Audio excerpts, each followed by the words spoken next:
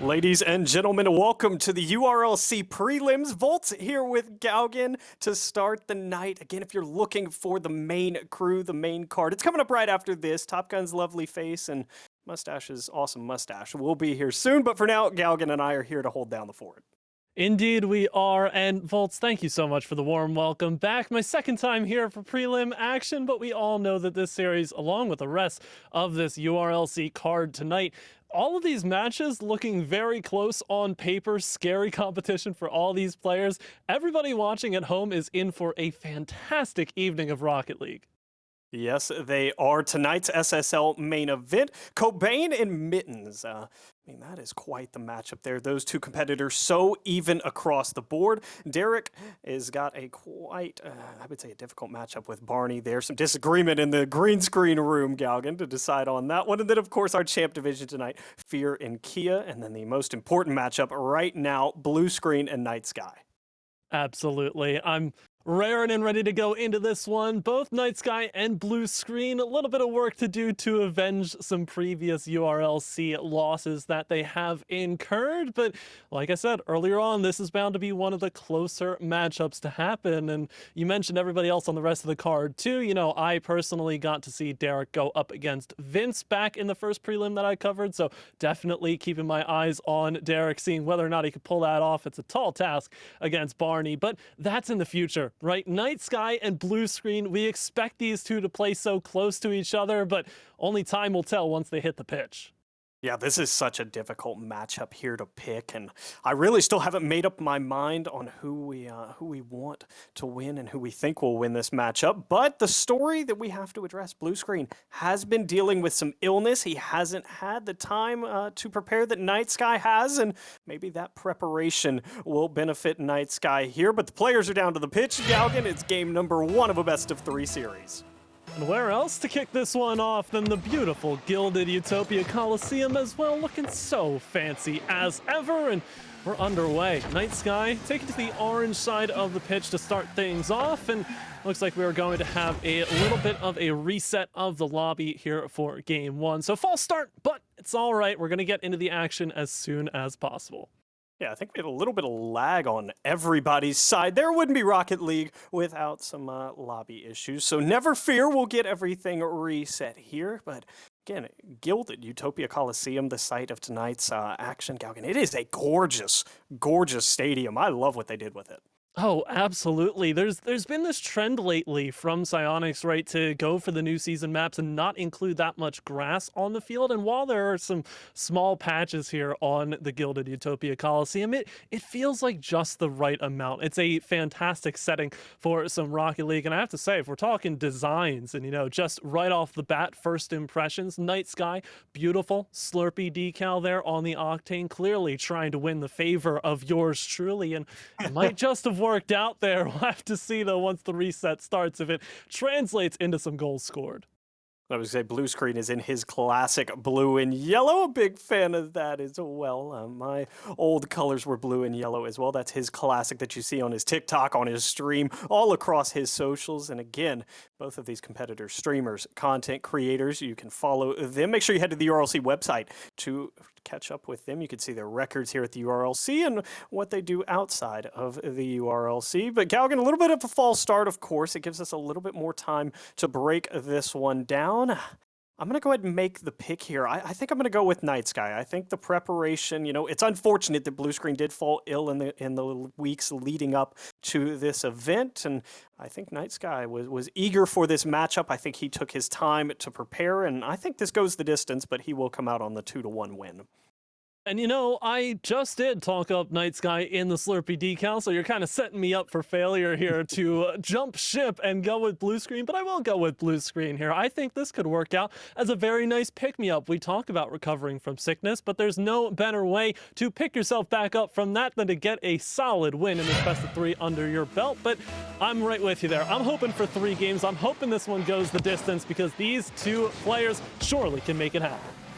And we've got a good lobby this time around. No issues. Game number 1. And it was almost an issue for Blue Screen. Great save, though. 47 in the tank to work with. And let the mind games begin. Night Sky fake challenge back to the corner here. Blue Screen went low because of the boost. And neutral 50 here. Picked up corner. Blue screen wants to get back on this one, but Night Sky's turn to make a big save, and early action Galgan, a save apiece, and both these players look like they are ready for the challenge. I love seeing these early exchanges go through. It's Night Sky trying to force an air dribble bump, but can't quite get it past the crossbar in the post, putting in some work as well. But it's almost as if you open up the novel that is either of these players and try to decipher it in a moment's notice. Blue screen successfully getting the first goal to fall. Fantastic save on the defensive end, leads to a big goal there. Knight's got a little bit wide on his rotation, but I mean, we've already seen both of these players take to the air, look for those aerial shots, aerial mechanics, and again, we knew this one would be close, Galgan. There was no doubt that these competitors were about as even as you could put up against each other here in the URLC, but it's Blue screen with a 2-goal lead early. You talk about the players being close in terms of skill, playing close in terms of proximity as well. Night Sky just sort of trying to fight against the mistake that was made on the first goal, right, and taking too wide of a rotation. That time playing a little too close to the play, and Blue screen had all that space above Night Sky to make something happen. So it's that adjustment. I mean, it's crucial in ones, right? You've got to constantly be one-upping your opponent. Night Sky can't quite find the bottom corner here, though, and for the time being, we'll sit with that goose egg on the orange side. Difficult shot for Blue screen from distance. Will not go in, but he's got yet another chance. 50 in front of net. Night Sky will win that one, but he's losing that corner boost, and Blue screen will elect to take possession. A little bit of an awkward flick, and Galgan, that could be, again, he hasn't been able to put in the hours, again, while he's focusing on recovering his health here. Could be a little bit awkward in some of these mechanics, which most of us consider to be habits here. Night Sky friendly bounce, but Blue screen continues to just harass him. The counterpoint, I feel like, for Blue screen, the mechanics may be missing, but the touches, for the most part, are going to their intended location. Night Sky on the other end, flick doesn't come through, and that's really been the moral of the story here thus far in the first 2 minutes. Night Sky just unable to find the efficiency here and send this ball where it needs to be going. Blue screen, that's a beautiful carry over. The speed was well in Blue screen's pocket by the time the ball was already halfway there. Yeah, great job by Blue screen. Good carry. Night Sky didn't have him really controlling that ball as well as he did. It looked a little bit awkward, but the efficiency is there, and 3-goal lead just 2 minutes in. And I mean, yeah, Galgan, you touched on it. Night Sky's had a couple opportunities. He just hasn't quite been able to connect. Yeah, these first touches for Night Sky, so crucial. They need to end up in a place that Blue screen's not going to be able to benefit off of a quick clear here. So Night Sky then tasked with playing some sort of keep away game, but when you're trying to go for the early flick and again falls off the wayside, the side of that octane, it's not going to give you any benefit. Crucial bump there on the follow through, absolutely necessary. Demo will buy even more time. Night Sky's got a very small window to try and close this, but Blue screen spawns in the correct corner and saves it away. Great spawn there. Rocket League has little to no RNG, but there is a little bit when you get demoed, and it's on Blue screen side there. Great spawn, great save. This is a little bit awkward in the air. He's going to look for the pinch back down towards net. Or at least force Night Sky to put this one up high. He's low boost. Blue screen had a good look, but he can't find the touch, and that's going to be an open net goal for Night Sky. He's on the board. And there it is, indeed. A little peel back of the curtain, right? Blue screen with the This Is Rocket League newly added quick chat, but really is what a lot of these opportunities boil down to. One errant miss in the air, of course, which is always a dangerous opportunity to go for in a ones lobby, and leaves an open shot for that. Night Sky cleans up the first here, and now the door's open. With 2 minutes to play, there is plenty of time. And yes, your eyes do not deceive you. Scoreboard currently swapped around, but we'll work to get that fixed as soon as possible. It is Blue screen up 3-1. Fake the early challenge. He might have been beneficial to just follow through with it. Backflip 50 will force Night Sky back to this orange end. Good turn on the wall, and we're right back to where we came from. Night Sky wanted that demo Galgan. He's just not going to find it. Blue screen now with a dribble. Night Sky is able to contend early, and that's a pretty nice lineup. Able to be controlled, doesn't even need the double, just falls right in. Angle is perfect on the clear, and Night Sky may not have been the fastest shot in, but still just under a minute and a half to go, and the lead is cut to 1. Yeah, great little pop there. Blue screen wanted to fake the hook shot and might have oversold it, Galgan. Again, sometimes the fake, it has to look realistic enough. You have to be within striking distance of the ball, and Blue screen just got a little bit too far away there. And now, staying very close to this one. Off of the kickoff, one of the first real quick sequence goals we see, just winning that race towards the 100 boost, I believe. At the very least, it was indicated the blue screen did so, right under the crossbar, and solid cleanup there to get the 2-goal lead back. We'll see if Night Sky has a quick response of his own planned here.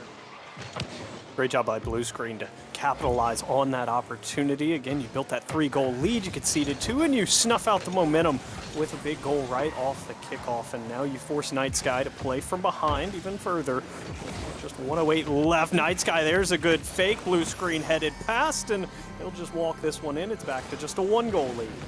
Love that patience from Night Sky as well, in a position where it might have been a little bit more knee-jerk reaction to bang that to the corner. Potentially Blue Screen could have tried to rotate back around to the far post, but obviously the big early jump there on the half flip was a massive bite to take. Blue Screen, though, may have just won this kickoff, tries to convert with 0 boost, and just like that, we get deja vu, and it's Blue Screen with another 2-goal lead. He's doing such a great job of responding off kickoff, and I know that has to be frustrating for Night Sky because he just continues to fight his way back in, and every time he does, Blue Screen off kickoff just puts that lead right back to 2.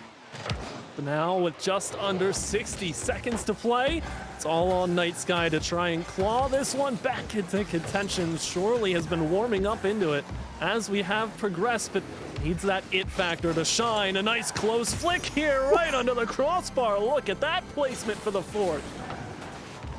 It's a fantastic flick from Night Sky, Galgan, and this is what was missing in the first 2 minutes. The flicks just weren't there. The control wasn't stellar, and again, he just continues to fight back into this contest. He refuses to go away every time Blue Screen tries to shut the door on him, and time will tell. This would be a 3rd kickoff goal if we continued with the trend, but Night Sky will not let this one into the back of the net. Night Sky got the control. There it is. Nice pop. Blue Screen does make contact, but it's lingering in the corner here, uncontested for the time being. Rotation comes through, though, and Night Sky very privy to hold on to as much boost as possible. Now Blue Screen pulls off yet again, but the patience on the challenge to stay so central to that as now time continues to tick down, winding up on 15 seconds. Night Sky with perhaps the last opportunity here, goes for the quick one, and Blue Screen bites. Night Sky ties us up with 11 to go.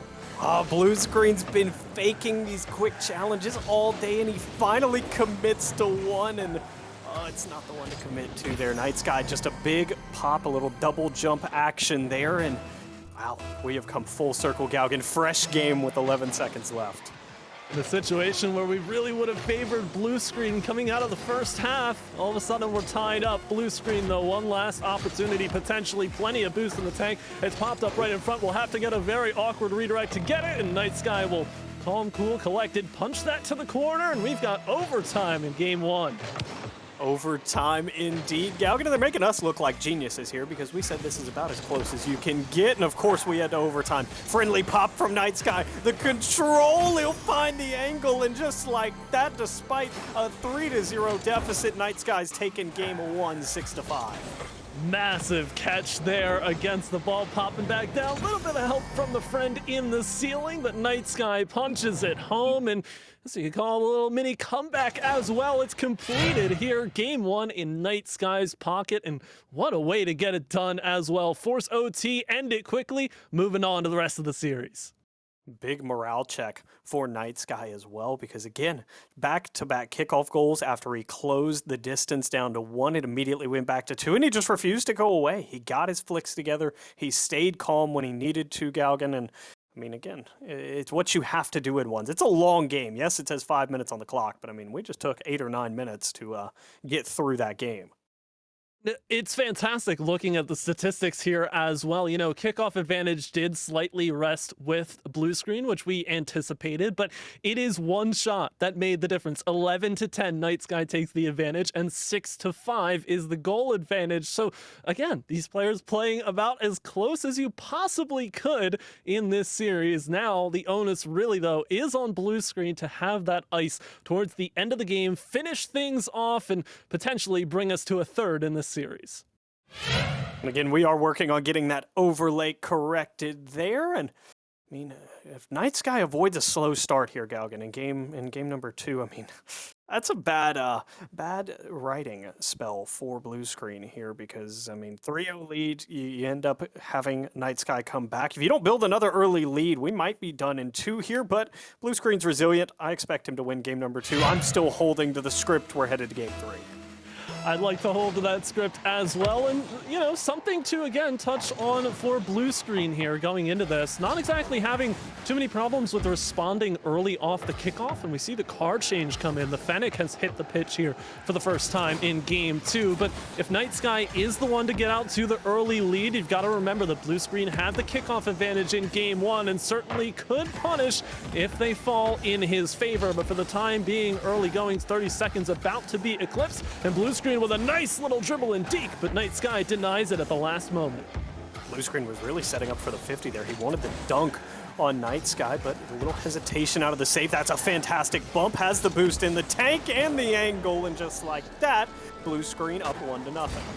Fantastic work around here. Just get Night Sky out of the equation completely. Nice little hard ball played there at the midfield line. Love to see it. And only 40 seconds eclipsed as well. So for the time being, our woes of Night Sky flipping the script and getting off to the early start have been quelled, but that's a kickoff fairly in favor of Night Sky. Touch is a little wayward, though, and we'll definitely have to play backwards for possession of this one.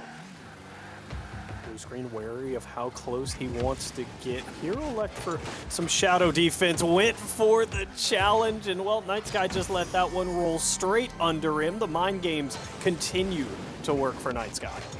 Yeah, you want to talk about tendencies here for this player. Since I talked so much about blue screen's ability to respond off kickoff, blue screen also has been conceding a lot of opportunities off of early challenges in the middle of the field. And that's not necessarily a horrible thing here for blue screen, because you want to try and stay forward on a player like Night Sky, who has shown a great ability to dribble and flick the ball from far away. Blue screen tries to bury that one, but moving too fast for his own good. Night Sky early flick set on, and it wastes a lot of boost from blue screen, leaving Night Sky the easy finish and the lead.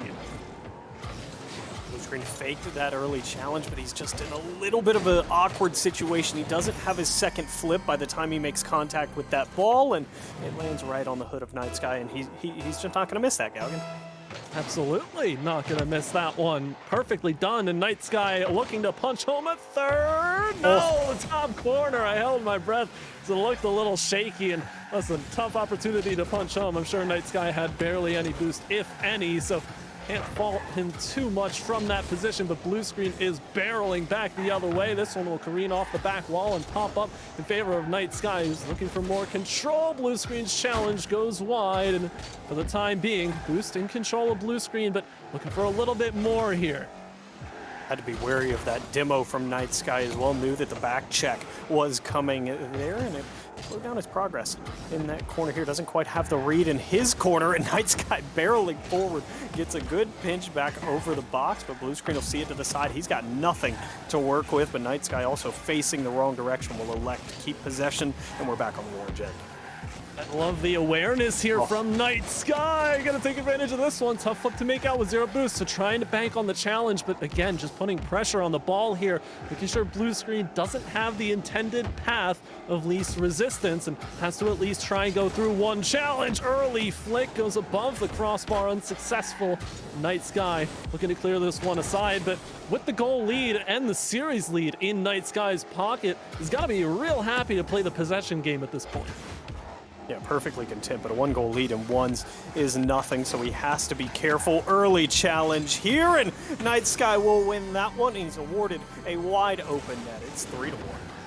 Yeah, I'm not sure how much warm-up went into before playing this series for Night Sky, but I feel like we watched an entire sequence of warm-up between the first moments of Game 1 and right now. Night Sky attacking this series in what, honestly, in my eyes, is a very different perspective, and it involves a lot of close card control, staying close to the ball, and really dominating that pressure. Blue screen, on the flip side, sort of lost his touch a little bit, but not out of it yet. Still 2 minutes to play. Thought about going for that demo, but he had no boost to work with. And now blue screen, little low boost. That's a big miss from Night Sky, and it'll bail out blue screen, who needed that corner desperately. Now blue screen trying to strike back, air dribble, bump, and he's back within 1. We saw that same sequence in game number 1, pretty sure to the same side of the net as well. A lot more successful this time around, though, as Night Sky just kind of plays right into it, expecting the shot to hit towards the middle of the net, or perhaps the far side, to force Night Sky to make that lateral movement farther than was possible. The blue screen does well to tuck it inside the near post on that specific occasion, and with less than 100, now threatening the tying goal. It's a big shot, and hits the weight room to bully that one in. Fantastic 50 here from blue screen. He gets the touch. He knows Night Sky is going to be there for the save, and he adjusts his car accordingly. Big Finnick able to power it under the octane, and we've got a fresh set here with 1:35 left. Expect nothing less from these competitors. Tie game, 90 seconds to go. Night Sky's touch goes errant, and blue screen sends it down the mid. Will not be able to convert Night Sky. That was a little risky there. My depth perception was not the strongest in that moment, but safely off the corner. Blue screen, though, big clear. May not fall in on its own. Hits up the crossbar. The finish is not there. Blue screen choking one of the easiest shots we've seen this series. Oh, the open net is absolutely terrifying. Blue screen's down to his last life. I think the nerves just got the best of him, and he's gonna have a chance of redemption here. Good flick, and he'll redeem himself there. He just didn't want to take the free goal, Galgan. He wanted to earn it. Oh, absolutely. Got to give a little show. Make sure it's at least contested for, and show us how skilled you truly are. The flick is placed in a pristine manner there for blue screen, and now it's Night Sky. I mean, we really have had a flip of it here, haven't we? Blue screen making a little mini comeback to force it in the dying moments, but Night Sky, that's a pretty big kickoff to win. It's barreling towards the top corner as the self-dish there. Wow. Oh, nearly had the read on blue screen's clear, but it goes away. What a save from blue screen. That was so bold to try to keep it out the direction he did, and all that effort is in vain. Night Sky able to tap this one in as blue screen not able to recover and get back. Oh, it's another missed challenge as well. And listen, I've got to shout it out. We've got to appreciate the 40404 scoreboard. That's not something you see every day, but what it spells for me, tie game yet again. These players working end to end here, opportunities flying on either side. They've been high quality on both sides all series long as well, but blue screen certainly has to be thinking about the fact that it's 2 games in a row necessary to close this one out. Back to the orange end. Night Sky grabs corner. Blue screen challenge, and the 50's lost. Night Sky not going to be able to wrap around this one, though. Has to take it up wall. Punch back in front. Blue screen went for the bump, and I don't know if he got it, Galgan, but it's enough to keep Night Sky at least wary of his presence, and he didn't tap it in. Air dribble with 6 seconds left. Fended off. Blue screen is empty. Oh, so is Night Sky. That's going to buy him some time. It might be 0 seconds, or we're headed to another overtime, and Night Sky can't keep it up. Overtime yet again. The script writers come out in full force to will that ball to the ground, but it may not be for much longer. Night Sky will tap home a kickoff goal, and in a honestly very melodramatic finish to the second overtime, Night Sky makes it a 2-0 in the URLC 5 prelim series. Wow. Congratulations to Night Sky. They're back-to-back overtimes where he finds the ice. He's able to get the job done. And wow, he was behind Galgan in both of those games going into the final minute. Yeah, it's honestly very impressive. I mean, some of the turnarounds as well in terms of statistics you have to call out. Night Sky still getting the shooting advantage. This time kickoff advantage as well falling to Night Sky. So blue screen kind of lost a little bit of muster in the areas that we saw him really succeeding in game 1. So that's the tail of the tape right there. When Night Sky makes those adjustments to actively hinder what blue screen does best, all of a sudden the road ahead gets a little bit easier for Night Sky, and clearly it's proven right there. A kickoff goal to end it. Night Sky took it home. Yeah, fantastic adjustment between game 1 and 2. He was able to get the job done in game 1. Those are the games that you love to take when you really weren't playing stellar. And then, of course, game 2 worked his game plan, got what he was looking for, and fantastic job. Hats off to him. Indeed. And the best news for everybody watching as well, that's only the prelim series. Again, to reiterate, just all the people who are playing on this card, Champ Division matchup, Fear versus Kia. You've got your GC as well, Derek going up against Barney, and then Mittens and Cobain as the main event. All three of those series, including just everything going into the rest of this event, URLC 5. It'd be absolutely fantastic to watch. I know I'm going to be tuning in for all of it. Yeah, Galgan, it was a blast to have you here on the desk. I always love getting to share the booth with you, and it was a great job tonight, man. Appreciate it. Always a blast to be here. Thank you to URLC for having me, and let's get on with the rest of the show, shall we? Yeah, we can't continue to hold the viewers here any longer. We're going to kick it over to a short break. I'm going to go find Top Gun and Mustache and get them back in this booth. And then when we come back, it's our Champ Division series. It's Kia versus Fear coming up right after this break. Don't go anywhere. Top moments from URLC 2. Number 10. I have no idea. I have nothing to go off of.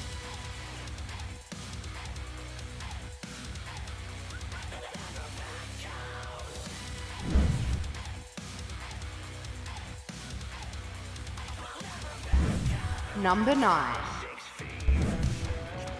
That one was close, but again, Night Sky playing some great defensive plays. Does get the flip reset. Spyro, does he get another one? Goes for the musty. That was a fantastic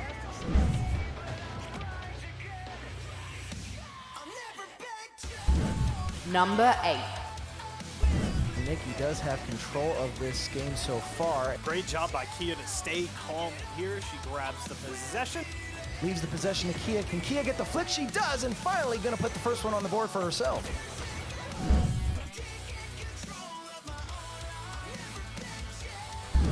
Number 7. Wonder Mike able to get a touch on it. Another shot by Sally. That one off the post. Dangerously could be for Sally. A little bit of a fake, and Sally will finally put this one in.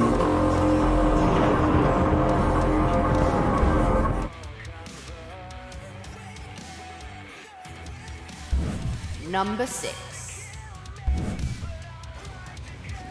We'll drop down, grab corner, and let this one settle. Spyro, fake challenge and shadow. Fake 45, good control. Real flick comes through, and that's a beauty.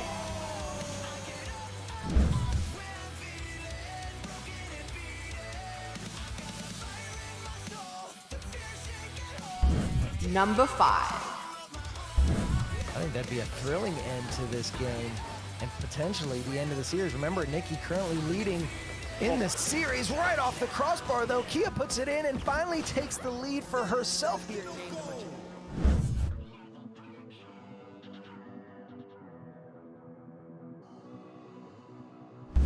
Number 4.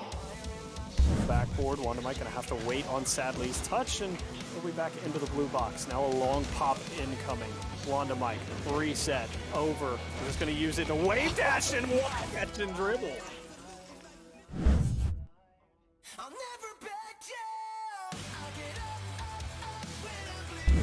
Number 3. And Wonder Mike won't be able to beat Sadly to it. That's unfortunate, as that ball was rolling. Neither of them had boost. The flick, what a musty to come around. Unbelievable showing. Wonder Mike throwing up the nice shot. You know when these players...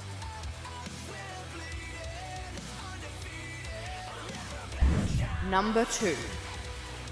Where he could see where Spyro was sitting. Spyro, though, great hit, great early challenge on that one. He's got the boost, goes for the ground air, dribbles, got the control, puts it right over Night Sky, and Spyro now with a 3-go lead.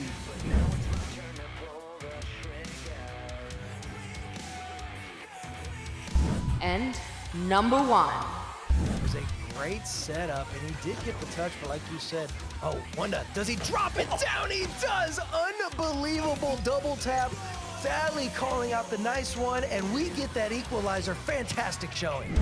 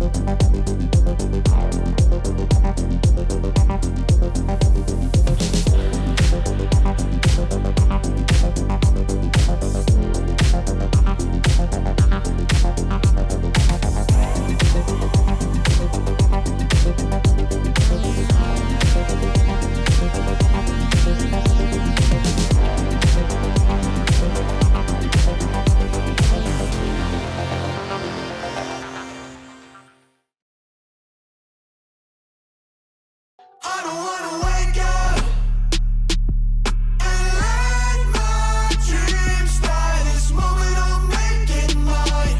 Don't tell me I'm wasting time. I'll show you what I'm made of and give my dreams life. I'll put it all on the line, just like I'm young, wild and alive.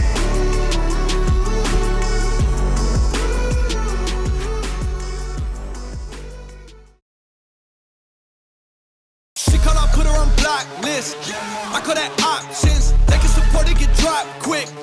They be my stock pick. I get some back in the cockpit. Turn the whole crowd to a mosh pit. I make it hit like a drop kick, cause I got the key like a locksmith. Think I'm playing chess, I see a king, I'm at his neck. I'm 3 steps ahead of every move, now that's a check. Yes, they wanna know my secret, it's because I never slept. All my nightmares of me at 40, life's a wreck.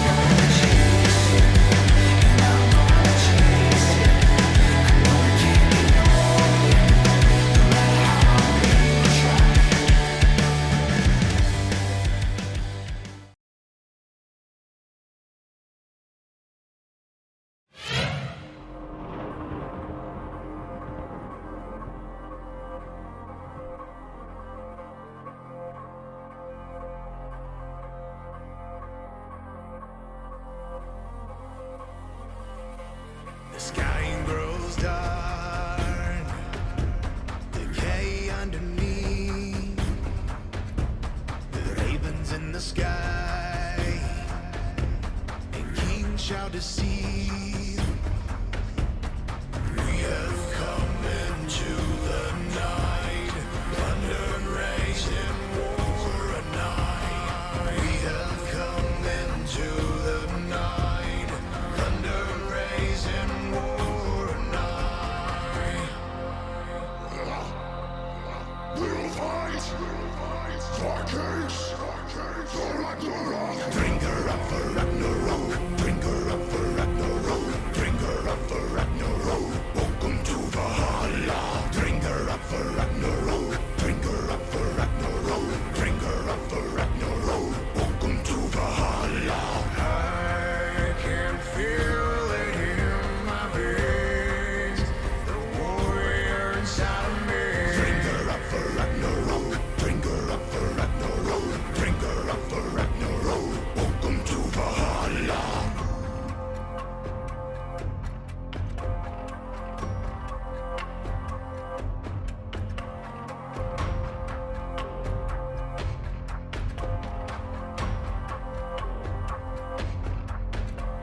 The sounds of arms, fierce morality. Nightfall, the rain,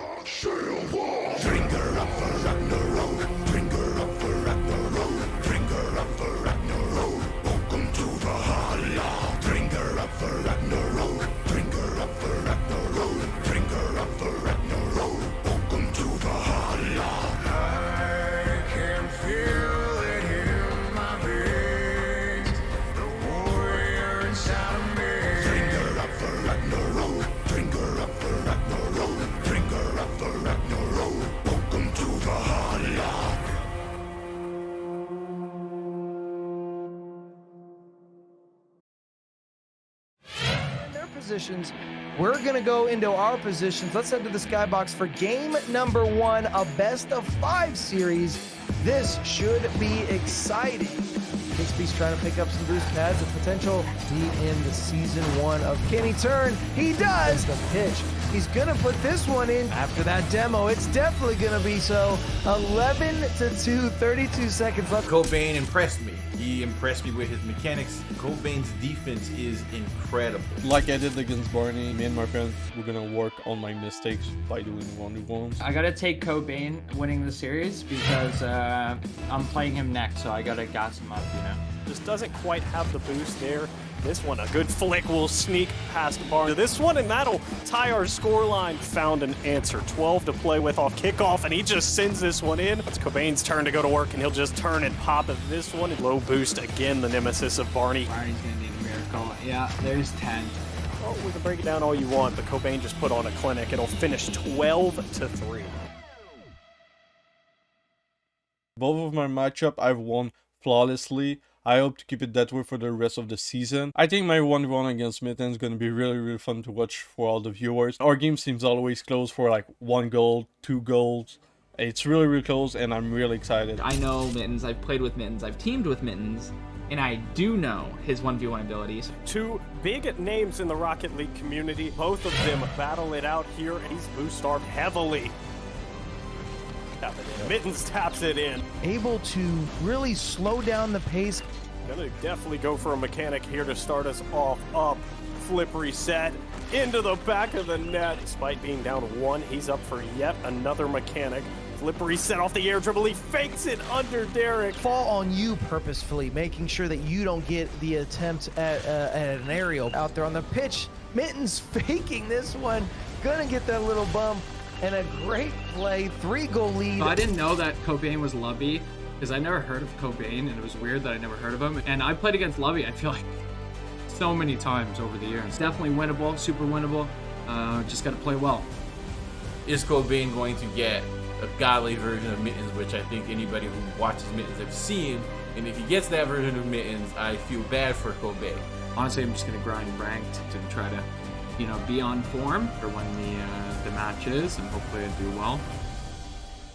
I do think Mittens can make it far. I think he has a lot to show, you know? His mechanics are better than most pros. I feel like a lot of it is about confidence. Like, you can be solid, you put thousands and thousands of hours into the game. All of that doesn't really matter if you can't really put it together consistently. Now it's not ranked. Now it's a 1v1 in the league. I hope you are ready for a matchup. Best of luck to you, and best of luck to everyone. This is the real deal, right? So you definitely want to win this one. Good luck, have fun, brother. Don't peek on me, dog. Please, don't peek on me. Let me peek on you, brother. Please. I gotta win this one. I gotta bring it home.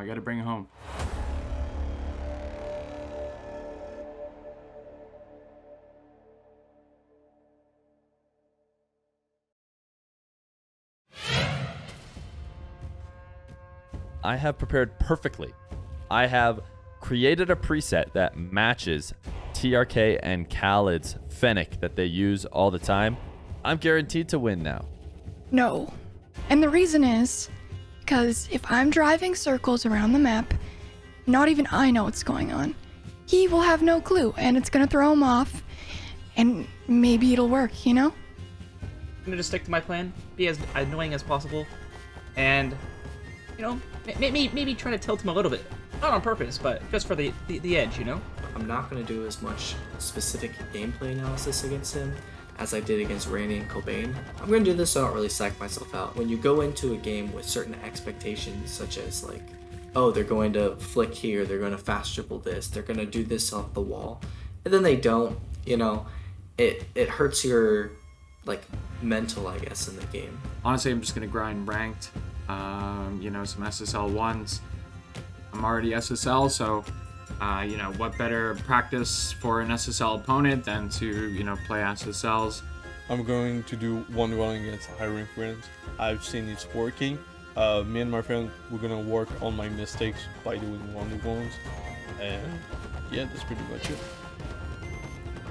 I think it would mean a lot I've looked through the champ division that I am in. I think I could win the champ division. I don't know if I ever need to drop a match to anybody, so I don't plan on it. I think a win would definitely be nice, especially after the previous matchup I had, and I have been grinding the game a lot more since then, and it would just be encouraging to see it pay off. Winning this one would be, again, incredible. It gives me a little bit of competition to look forward to in the Rocket League scene, since there isn't too much anymore for bubble teams or, you know, just random community tournaments, as there was, you know, a few years back. So I love doing these. I love playing in them. Oh, it would be huge. I'm very eager to showcase my skills and talent in the game. You know, I have over 4,000 hours in Rocket League alone, and that's a considerable amount of time to put into anything. And it hurts a little bit to not be able to truly show what you're made of. I think I had a couple good plays against Rainy and Cobain, but overall, losing back-to-back is not a good showcase of my abilities. I mean, I also want that URLC GC Championship title. That would be pretty sweet. That'd be awesome. I mean, gotta start it off with a win. I mean, it's the first matchup. You know, I played a showcase. You know, some little things here and there, but this is the real deal, right? So you definitely want to win this one. You know, if I didn't win, that'd be tough. But you know, hopefully I can come through with a win here for sure. It will really boost me up because I would see that I improved during this event, and it will really motivate me to keep grinding to get better. Kia, I hope you're ready. I haven't been practicing a lot of ones, but I've been watching a ton of them, and I know I'm gonna take you down. Fear, I don't know you very well. I do know you're good, and please don't embarrass me. Thanks. Best of luck, and one of us ends our loss streak. So good luck, and we'll catch you out there. Derek, good luck in our match, because you're gonna need it. I do not want to be losing again. Good luck, have fun, brother. Don't peek on me, dog. Please, don't peek on me. Let me peek on you, brother. Please. I gotta win this one. I gotta bring it home. I hope you are ready for a matchup. Best of luck to you, and best of luck to everyone. Peace.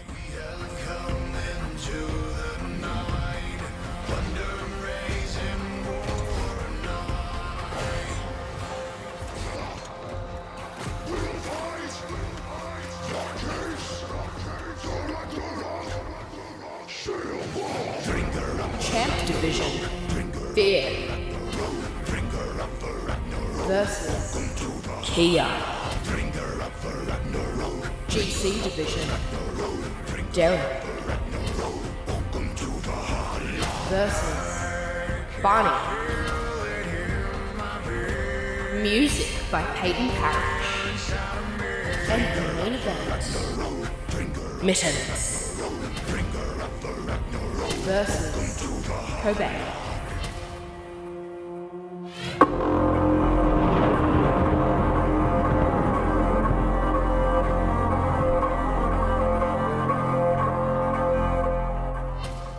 Hello, welcome to URLC Live on the brand new Utopia Coliseum.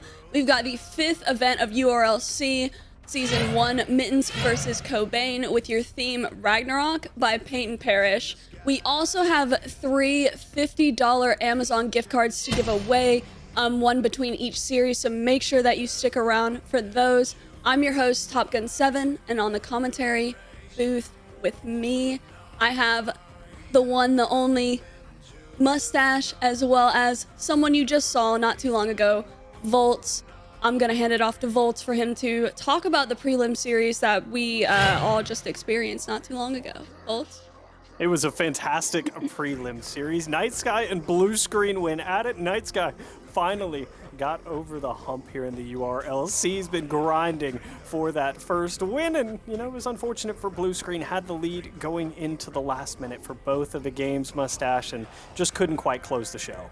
I was watching it there, you know, I'm kind of behind the scenes getting myself prepared and everything, and I'm watching the matchups, and you know, it was such a close-knit matchup between those two players. I mean, they played their hearts out, but you're right, it was a thrilling one for Night Sky. Blue Screen just couldn't pull it out, but hey, He's always a great player to watch here in URLC, and it was I'm sure you had just as much fun as I did just watching it.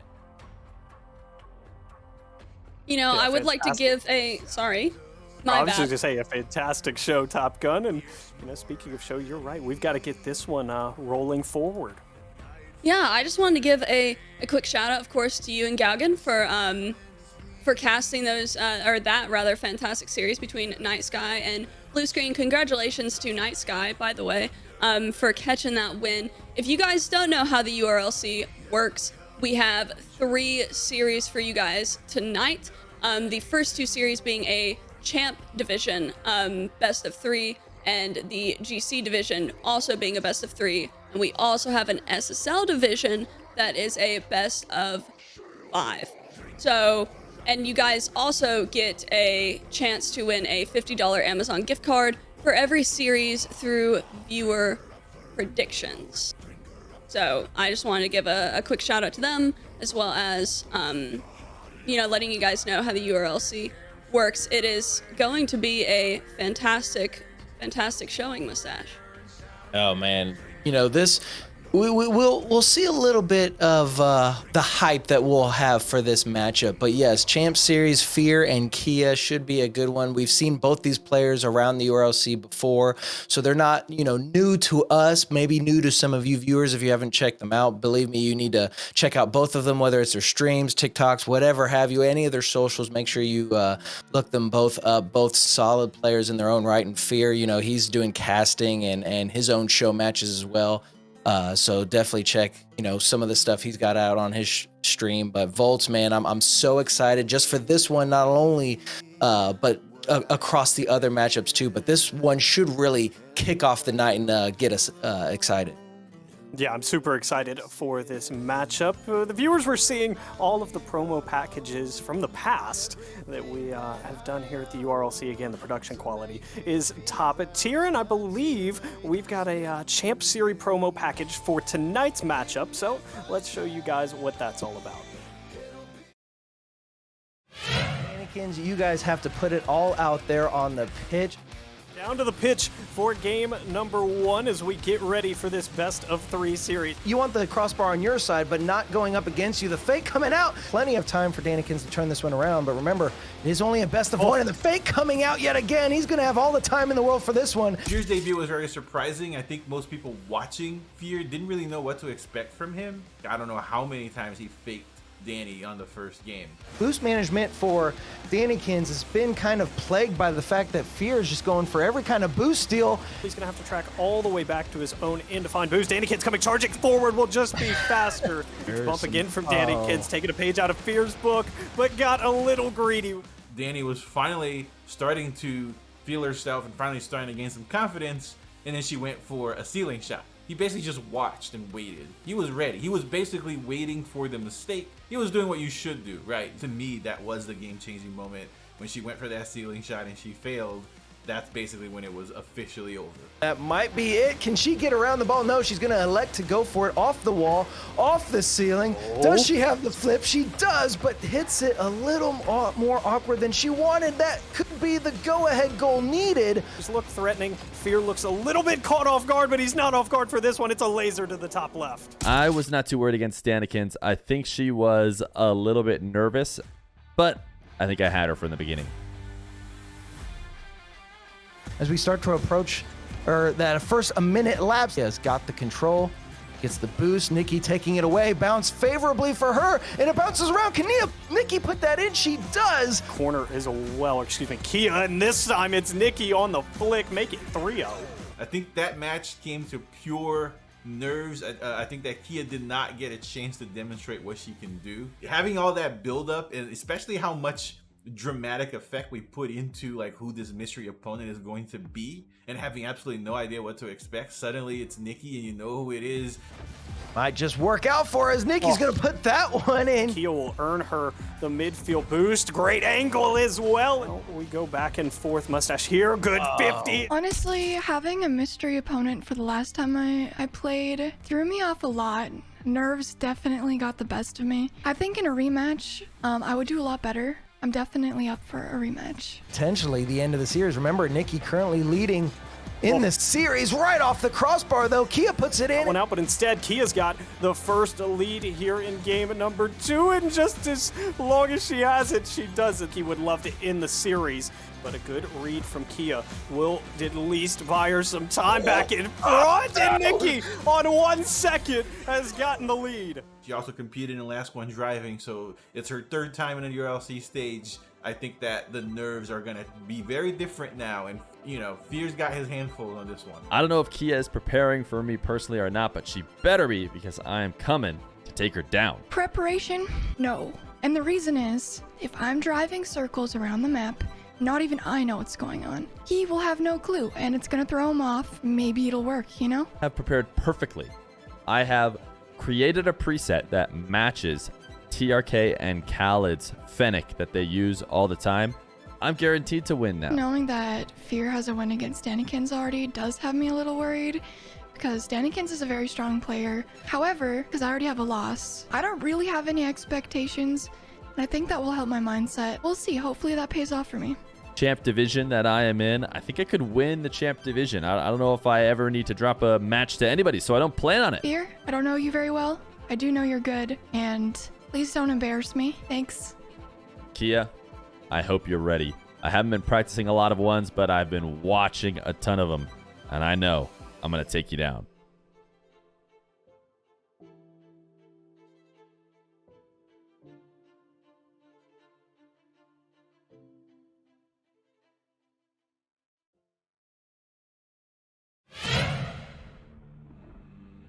Listen, you guys, I had asked Kia before we've come on camera. I said, hey, I need to know who to vote for. Give me a quick pitch. And after hearing that, I don't know, Fear's coming in with the confidence. You got Kia that's hoping for the best. Hey, she had a solid game plan. Go around in circles, confuse your opponent, go for the kill. Hey, it might work. Works for me sometimes, I'm not gonna lie. I was gonna say, if your that's what opponent I do. doesn't know what you're doing, if your opponent has no clue what you're doing, then I love, Kia, I love that quote if you're listening in. Yeah, you're right. If I don't know what I'm doing, surely he doesn't know what I'm doing. You guys, this is going to be a great matchup. You got Kia. She did mention that she has been playing some ones, though, and Fear did mention that he hasn't. You guys, for this upcoming matchup, we do have to get voting started very soon. So if you guys vote on the player that wins, you do get a chance to get a $50 Amazon gift card along with every other series. So keep that in mind, stick around for all of that, and make sure that you guys are getting your votes in now along with the broadcast team. This is Dynamic D's viewer predictions. Who will win the series? Who are we gonna start with now? Should I? Do it. I don't know. Okay, Go for it. I'll go for it. I don't know if I have the most to say or not. As I just mentioned, I had asked Kia. I said, Kia, I need to know who to vote for. Are you gonna get the win? Because as you guys know, the broadcast team's in a bit of a competition as well of who can get the most viewer predictions correct throughout the entire season. And she said she wants to say yes. She didn't say yes, but she wants to say yes. And honestly, you know what? I told her that was good enough for me. I don't know why. But Fear, like I said, coming in with the confidence. Kia coming in with the odd but potential to work out strategy. I'm gonna be honest. I gotta go with my girl Kia. I'm gonna go with my girl Kia. I know that Fear came in with a confidence, but I'm gonna go with my girl Kia here. Mustache, you want it or me? I'll go. All right. So, I do want to say, I don't know if Kia's, confusing gameplay beats Danger Tacos eating pine cones gameplay that we saw from last URLC, but we'll digress. We'll move on. I'm gonna have to disagree with Top Gun over here. I'm sorry, Kia. I am going to go with Fear. Statistically, I mean, Fear is a very solid player. He's doing his own show match. You know, he's casting his own show matches. He's following, you know, along, whether it be 1s, 2s, 3s. I'm looking at their just RL stats, and right now both of them have 25 games apiece.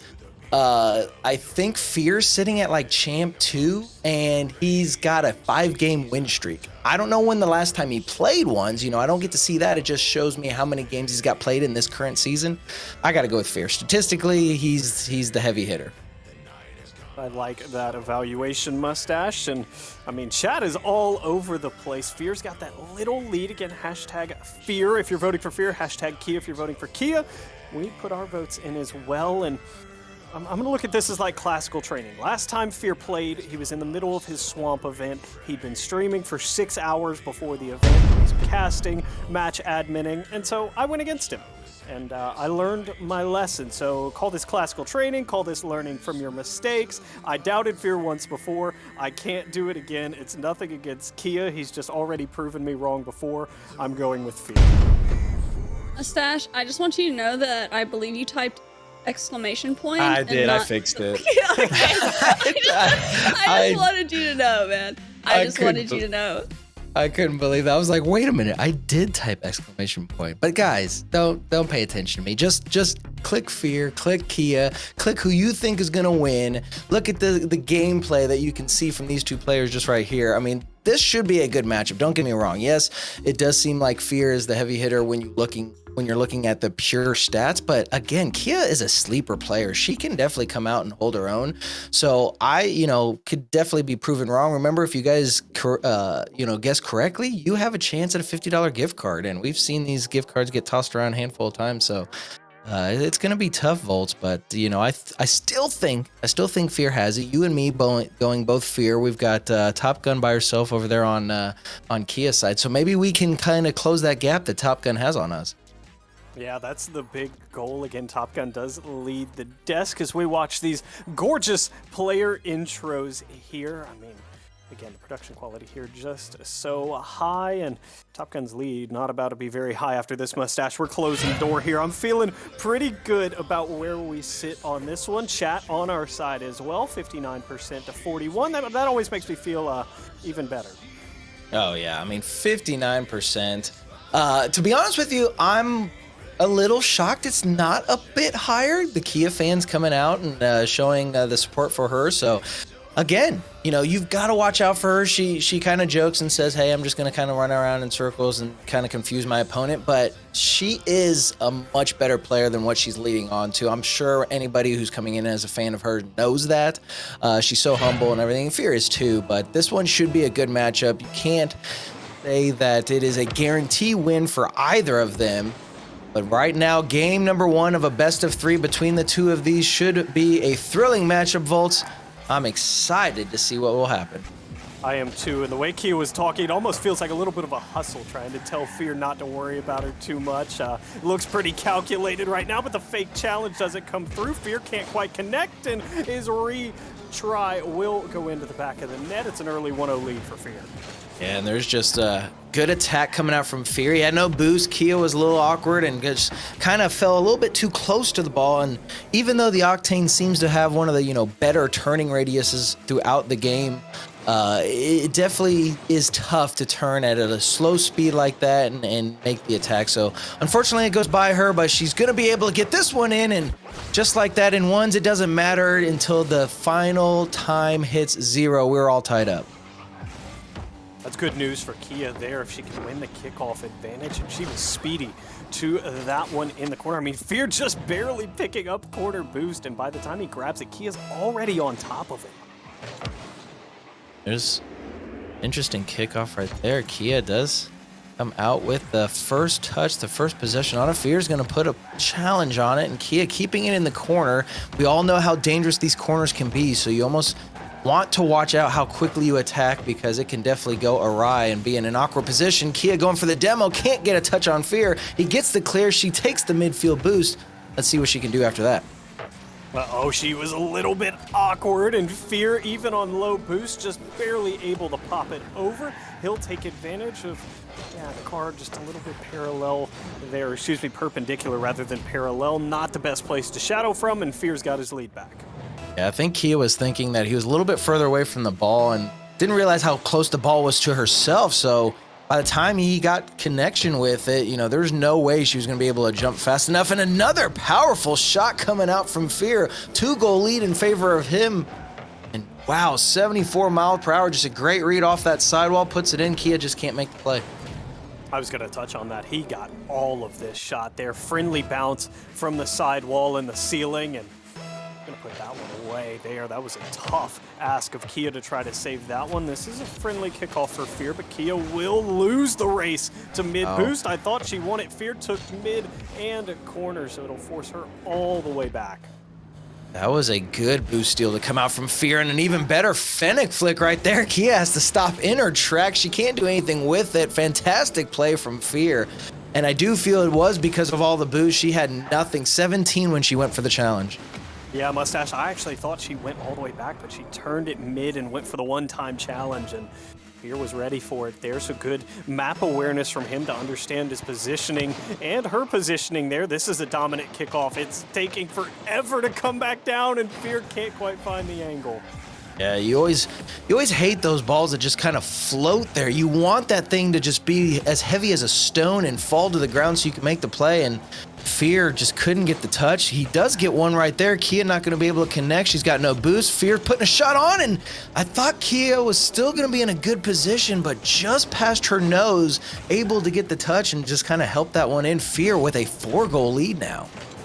That was such an awkward touch there from Fear that it just somehow works. He had enough in the tank to get around it, and Kia got just not enough of it there as she almost kept it out. Another good kickoff, though, and this one will head straight to the blue corner. She's going to want to press the issue here. Fear's a little bit awkward, but a good recovery. We'll play it back to this blue corner, which has worked out pretty well for him thus far.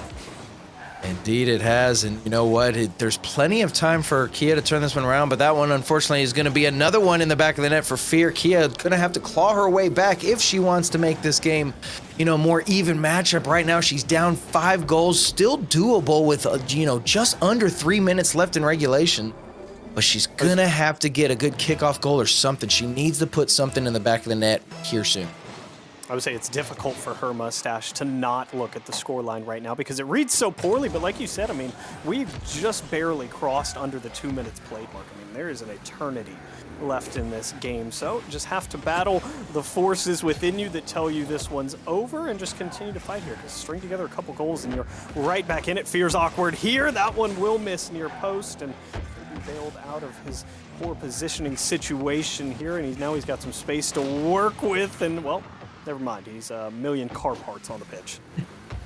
Taking off for his efforts, and maybe we do need to see more of that to come out from Kia. Oh, that was going to be a perfect play. She knows she can't get there in time. He's not quite accurate with that shot, so she does have time to kind of regain herself, but as she makes it back, and I don't want to see her give up too soon like that because he was off target. She could have maybe gone back and she's got 2 minutes left. There's definitely a lot of time left on the clock. She's got to be able to recover herself and not, allow this deficit to get to her. There's a great kickoff right there. Can she put the shot on target? Needs a boost pad, puts it on, and there you have it. She's got one. Can she get more? That's the big question. 2 minutes left, Volt. Yeah, she's got plenty of time here to at least make this one close. And yeah, again, just making sure she doesn't give up on any of these. Let's be honest, the open net is the hardest shot to hit in Rocket League, and Fear, so low boost. That one wasn't even in the general vicinity, so she's got a chance. That's a good kickoff, but Fear once again will grab mid boost, and time is not in Kia's favor at the moment. Fear wanting to take advantage of the space that he's actually been given for once. Off the sidewall, trying to control it. Kia, brilliant read, and now it's a drag race back to this one. Kia wanted to go near post. Fear played it a little bit heavy back out, and Kia will take advantage. Exactly. That's what you want to do if you're a Kia and if you're a Kia fan. You want to see that perfect pop-up. Fear not going to be able to get there in time. She had nothing left in the tank.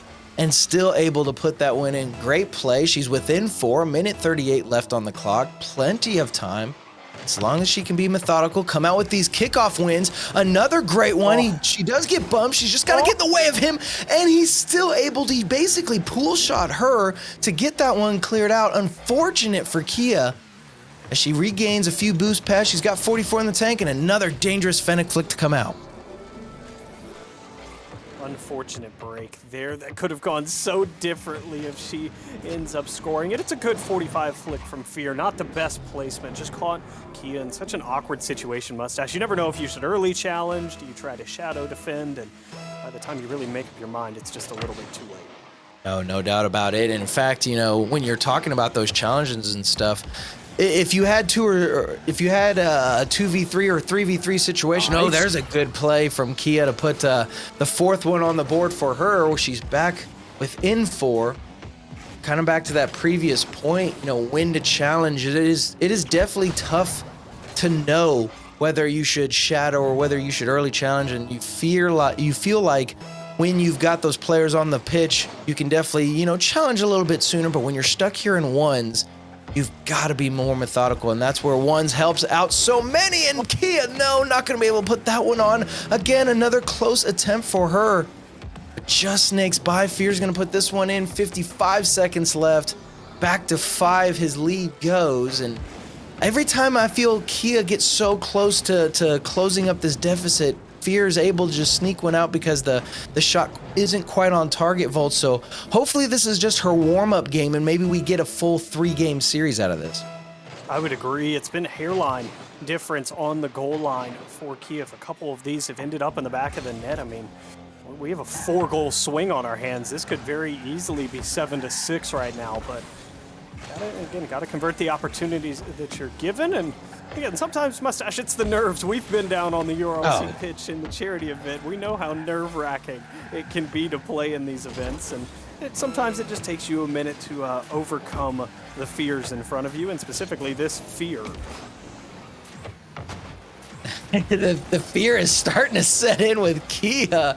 It is just, every time it's on post, crossbar, other post, just so close, but not able to squeak it in. And that is just, the 5th goal of hers that we've probably wanted to see go in and just not been able to do it. I feel like this game could have been much closer. The accuracy, if she can nail that down, I think we'll have a great game too. That is the 3rd time that Kia has caught the post that I can think of distinctly out of my mind, Mustache. It's probably closer to your 5 number, maybe even 6, that she's caught the post there. That's a good sign for Fear, though, that's the first time he's really had a dominant kickoff in this entire game 1, and we've played, 4 minutes and 46 seconds? Oh, indeed. Kia coming out with 53% kickoff advantage. She's definitely playing much better on the kickoffs, and then if she's able to come around and turn around and get those goals, we saw one kickoff that just didn't go her way because she kind of got bumped off of it. But if she can come out with those kickoffs and get that early lead, she might be able to make that game 2 something that she wants to remember and send us into game 3. She's got to be able to put these shots on target. She's shooting 50%, but man, look at Fear, 11 goals, 13 shots. Almost deadly accurate for him. Wow. Yeah, that is very, very impressive there. And yeah, 50% Mustache, let's be honest, that's normally a pretty good number. But when your opponent is playing as well as Fear is, he was capitalizing on every opportunity in front of him. The only 2 shots he took that didn't end up in the back of the net were saved. It's going to require you to reach that next level of your play. So now that next level needs to be brought to the pitch from Kia. She's got to be able to tie this series up. Otherwise, Fear will take it in a 2-game swing out of a best of 3. The clean sweep for himself.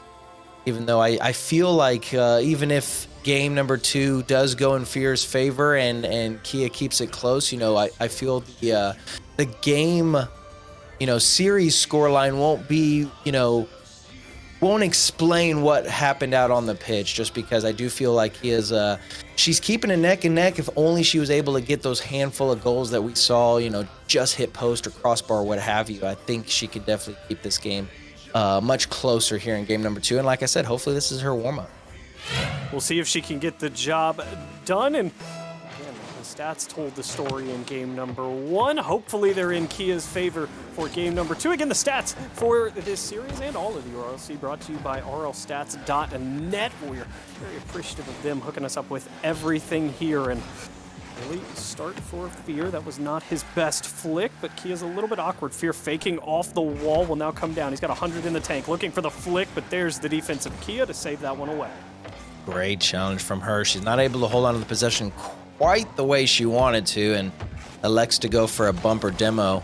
There's a good challenge, though. Still stuck in midfield. She's got control. She's got to get the dribble, and Fear coming up fast. Taking off the pitch is Fear, and that's another thing I want to see Kia, kind of show out in this game number 2 is a little bit more aggressive play style. I want her to, take him off the pitch. He's definitely accurate player, and with one boost in the tank, I don't even know how to explain it when you have one and not plural, but regardless, he doesn't have a full tank and still able to get the flick near Kia and get that first goal. Yeah, desperation flick there, Mustache. It was his only play with how low boost he was, and it will work out. So just 57 seconds in, Fear has a lead again. Kia's defense looking much better this time. That's a big kickoff one for Fear, and he'll just have to tap this one in for a 2-goal lead. Not gonna lie, I feel like that is probably the first kickoff that he's really won in a favorable fashion. Yeah, he's had one or two that, probably stalled midfield and he was able to regain the control. But that one really was probably his best kickoff that he's had in this particular series. And that could be dangerous for Kia if he starts to really figure out what he needs to do on his kickoffs. Because right now I feel like Kia's only, real big advantage are her kickoffs, and the challenge, trying to see if she can't punch that one through, not able to do so. Shot on, Kia not going to get there in time, and Fear with the third one on the board.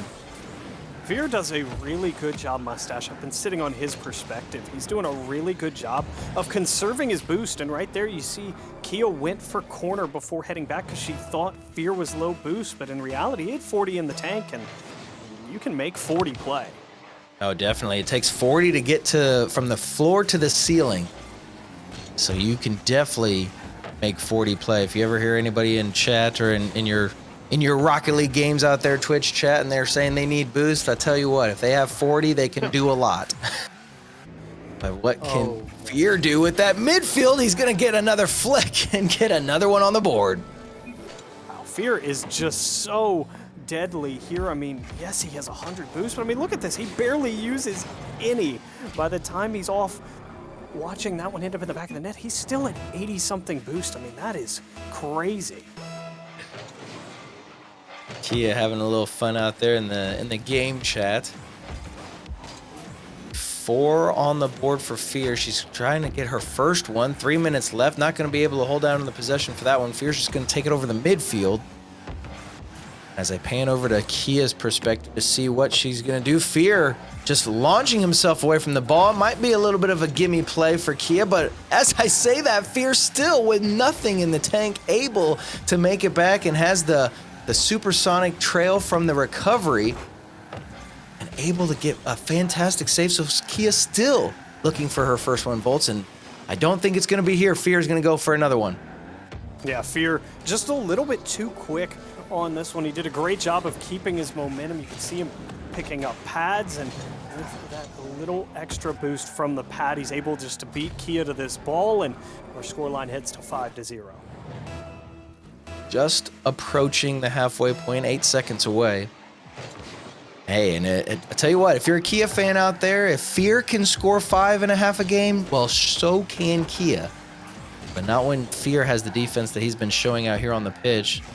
Midfield, he's just going to keep going from side to side and just basically stall the clock out. Almost like an American football game. You just kind of play the clock now. He's got the game pretty much in the bag. We do know how ones plays out. You can definitely claw your way back, and Kia just going to see if she can't get the bump on Fear. Here she does, but Fear's got the play. Kia with the great save. Can she recover? Fear going to try to put the shot on, and that one gets cleared out.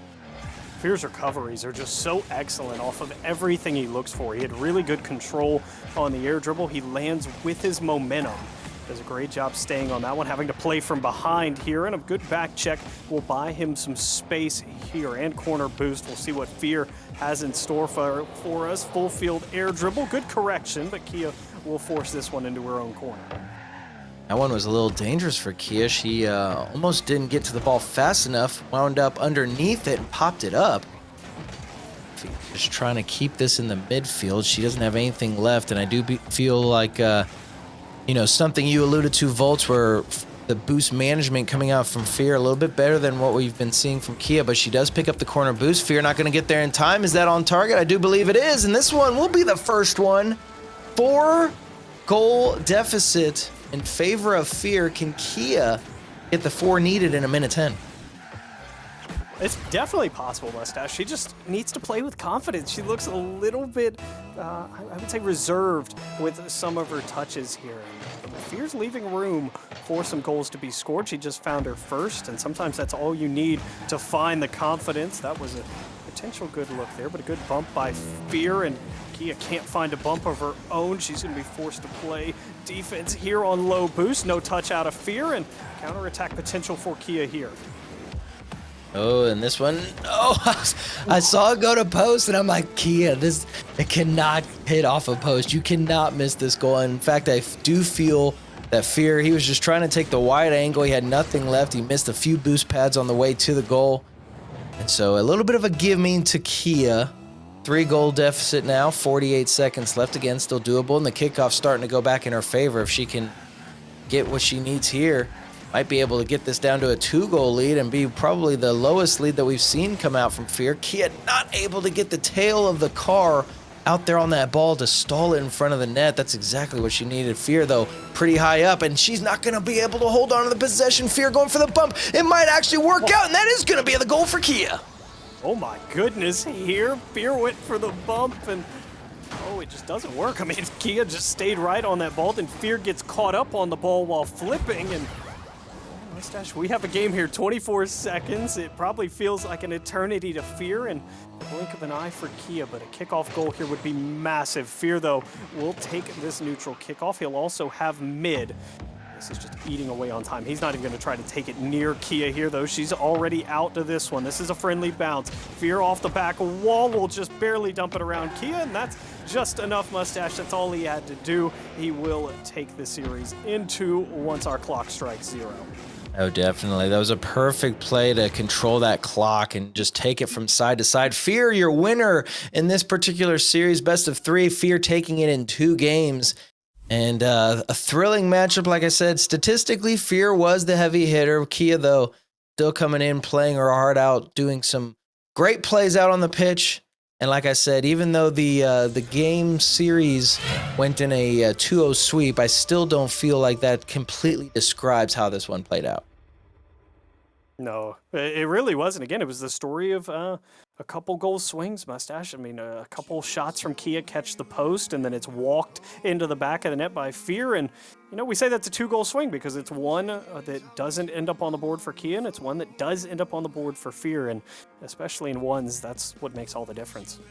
All right, 16 goals for Fear to 7 of Kia. I mean, 30. She had the better kickoff advantage throughout the entire series. 60%, 2 demolitions from her. I would have liked to seen a little bit more to try to take off that aggressiveness that was coming from Fear. I mean, he had great recoveries and stuff, but again, he had great recoveries, so he was fast. It was hard to get to him. The shots on target, 20 shots on target to his 16 goals. I mean, unbelievable showing to come out from Fear, and a big GG's to him. Yeah, GG's to him only. GG's to Kia as well, but speed of Fear and his recoveries, boost management, just absolutely impressive. And Mustache, again, back in our green room, I heard a little leak that if Fear did pick up the win tonight, that he's got a date with another guy who hasn't quite lost yet here in the Champ Division. Hey, yo, I'm hungry. So hungry, if you're watching, hope you took excellent notes, because you could use all of them. Indeed, but now we've got to bring our good friend Top Gun back into the booth, because we have to see we chose correct in this one. We're closing that lead that Top Gun has on our predictions, but we also got to see what the viewers what they might be able to pull out of this. So Top Gun, what did you think about this series? I mean, honestly, the thing is with ones is that you have to be really mentally strong in order to come back from those big deficits. And I think Kia really started to do that in the second game for sure. I know that the first one had to be tough, but the second one, she came back quite well, and it was a lot closer. And you know what? That takes a lot of mental strength. You know, it really does to be able to come back in a 1v1 large deficit such as that. But for those of you that voted for Fear, you now have the opportunity to win a $50 Amazon gift card.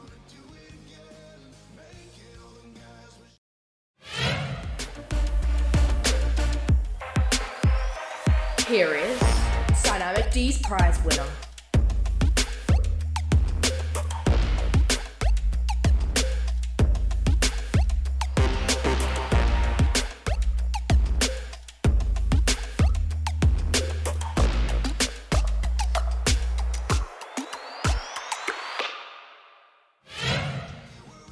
Congratulations to our winner. I do believe it's exclamation point claim in the chat in order to claim your $50 Amazon gift card. You know, GG's again to both Kia as well as to Fear. Congratulations on the win. You know, I didn't come out with a viewer prediction this time, but we do have 2 more series tonight, Mustache. So, you know, I mean, I got 2 more opportunities. All right, I got 2 more opportunities. Didn't you go 3-0 last week or last month? I think so. I think I did. Yeah. So hey, so did. now Top Gun can't go 3-0. Hooray for all of us! No, we just like to banter between us, and if you guys miss it during the viewer predictions when we're giving our predictions, you guys can see what our scoreline is and how we've been predicting about all of the different URLC events. In fact, I think Top Gun is beating us, Volts, but we even had one more whole event before her, and still she's beating us. So hey, if you guys are in chat, make sure you listen to what she has to say, because obviously she's been predicting right. But Volts, good matchup. I'm excited to see what we have for the rest of the evening. Yeah, we've got 2 more series left on the evening. Again, tonight's music brought to you by Peyton Parrish. Again, he is a fantastic artist. He got extremely popular off TikTok. He's now released a ton of covers, and he is the music for tonight. Again, the theme was Ragnarok. We're playing some of his music videos and covers throughout tonight. So let's kick it to a break. We're going to head over and first take a look at Peyton Parrish, the Zombie.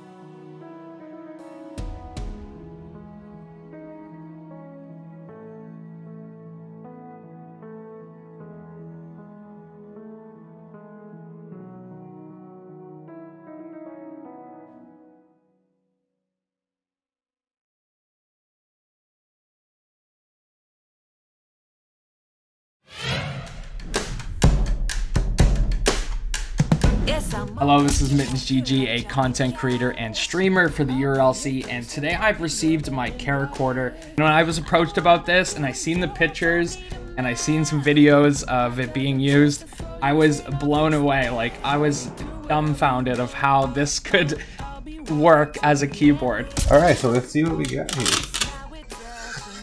Okay. This is the camcorder map. By default, mapped to these keys that you see here, right? Here we go. Oh my goodness, look at it. Oh my goodness. So many joysticks. Shee! So yeah, 2 big ones and 16 smaller ones. From what I can see, every single piece is a joystick, which is very interesting. And then also these right here and everything, it at first seems a little intimidating because there's a lot and it can go in 4 directions, I believe. There's 2 cables connected in here and then a bar. And I'm assuming that you can remove this here because I have seen on the videos they spread this apart, so you can remove this if you want to. I believe you'd be able to like separate these and then space it out how you would like, right? To make it more efficient. It's crazy because like you could probably use this device in a way that you don't even need a mouse, right? I don't know if this talks about, yeah, look at that, mouse control. And it has everything, so like up would be P here, right would be H, left would be F, down would be D. But apparently these are all customizable and everything like that as well, which is really cool. All of your fingers and your thumbs are ready to press these 3. Your fingers are all in here. Like, they really went all out in terms of ergonomics.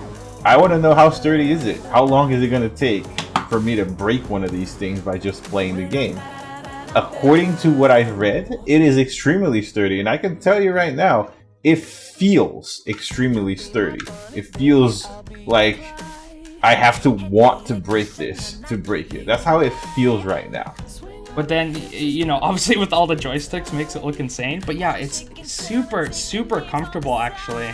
It fits right in the palm of my hand too. Like, they just lay right on the joysticks. It's really nice. You can basically never take your hands out of this device and do whatever it is that you normally do on the computer way faster and way more efficient.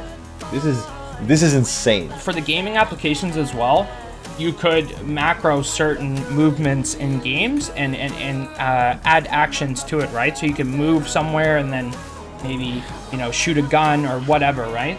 I think at first glance, people might not realize the potential that this thing has for Rocket League. So allow me to demonstrate. Let's talk about a basic Rocket League mechanic like a half flip, for instance. Basically, you have to hold down on your analog stick and then you double tap your jump button so you could do a backwards dodge. And then you have to cancel the flip. I think the way that I'll start off trying to learn it is basically just, you know, trying to pick up, you know, some words or some phrases, right? Just like very simple typing stuff. Because you have to move your joystick up and down without accidentally moving it not ever so slightly to the left or to the right. You know, so how much control do you really have with your thumb? Well, obviously the pros have a ton of control. What if we bind this left stick here to, instead of going in all 4 directions, what if we were to bind this to just go left and right? The potential with this is that you can type words at one time, or phrases, or multiple letters at one time, right? And then maybe you use your index finger to go up and down. Of course, at first, anything's hard to learn, and I'm really excited to try this out. Basically, once you get the muscle memory down to do this, it's a lot easier than having to like move this around, making sure that you don't accidentally move it left and right. Yeah, wow. That is insane. Look at that. Look at this thing and think about it. Just think about this in Rocket League, right? You can bind every single one of these in 4 different ways. Think about that. Think about what that means for Rocket League. So the potential is really, really high with this, and I'm really excited to start using it. Yeah, I can't wait to get started. If you are interested in going through this experience with us, you actually can get this for a 10% discount by just making sure that you enter promo code URLC at checkout. in the Caracorder store. Don't forget that. We would love to see the videos that you guys post. Please tag us if you guys do. If anybody buys a Caracorder and you're putting out content out there, please tag us so we can see what you're doing with this thing. Thank you to Caracorder for sending this out for me. And yeah, looking forward to using it. Thank you very much. This could potentially become the new meta for Rocket League. Caracorder. Mark my words. By the end of this season, we're gonna prove it. Type at the speed of thought with Caracorder.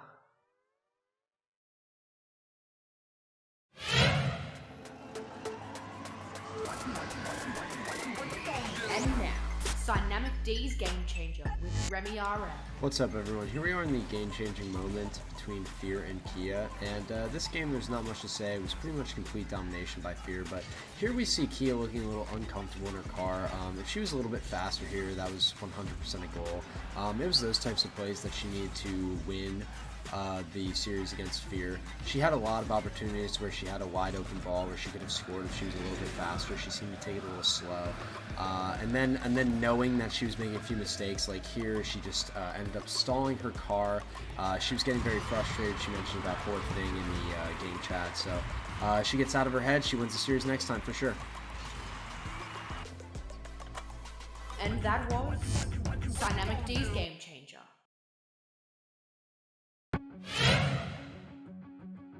Oh, there is, thank you to Remy as always with the game changer. Mustache, what do you think? Do you kind of agree with him about the whole getting out of her head thing may equal a win for her in the future?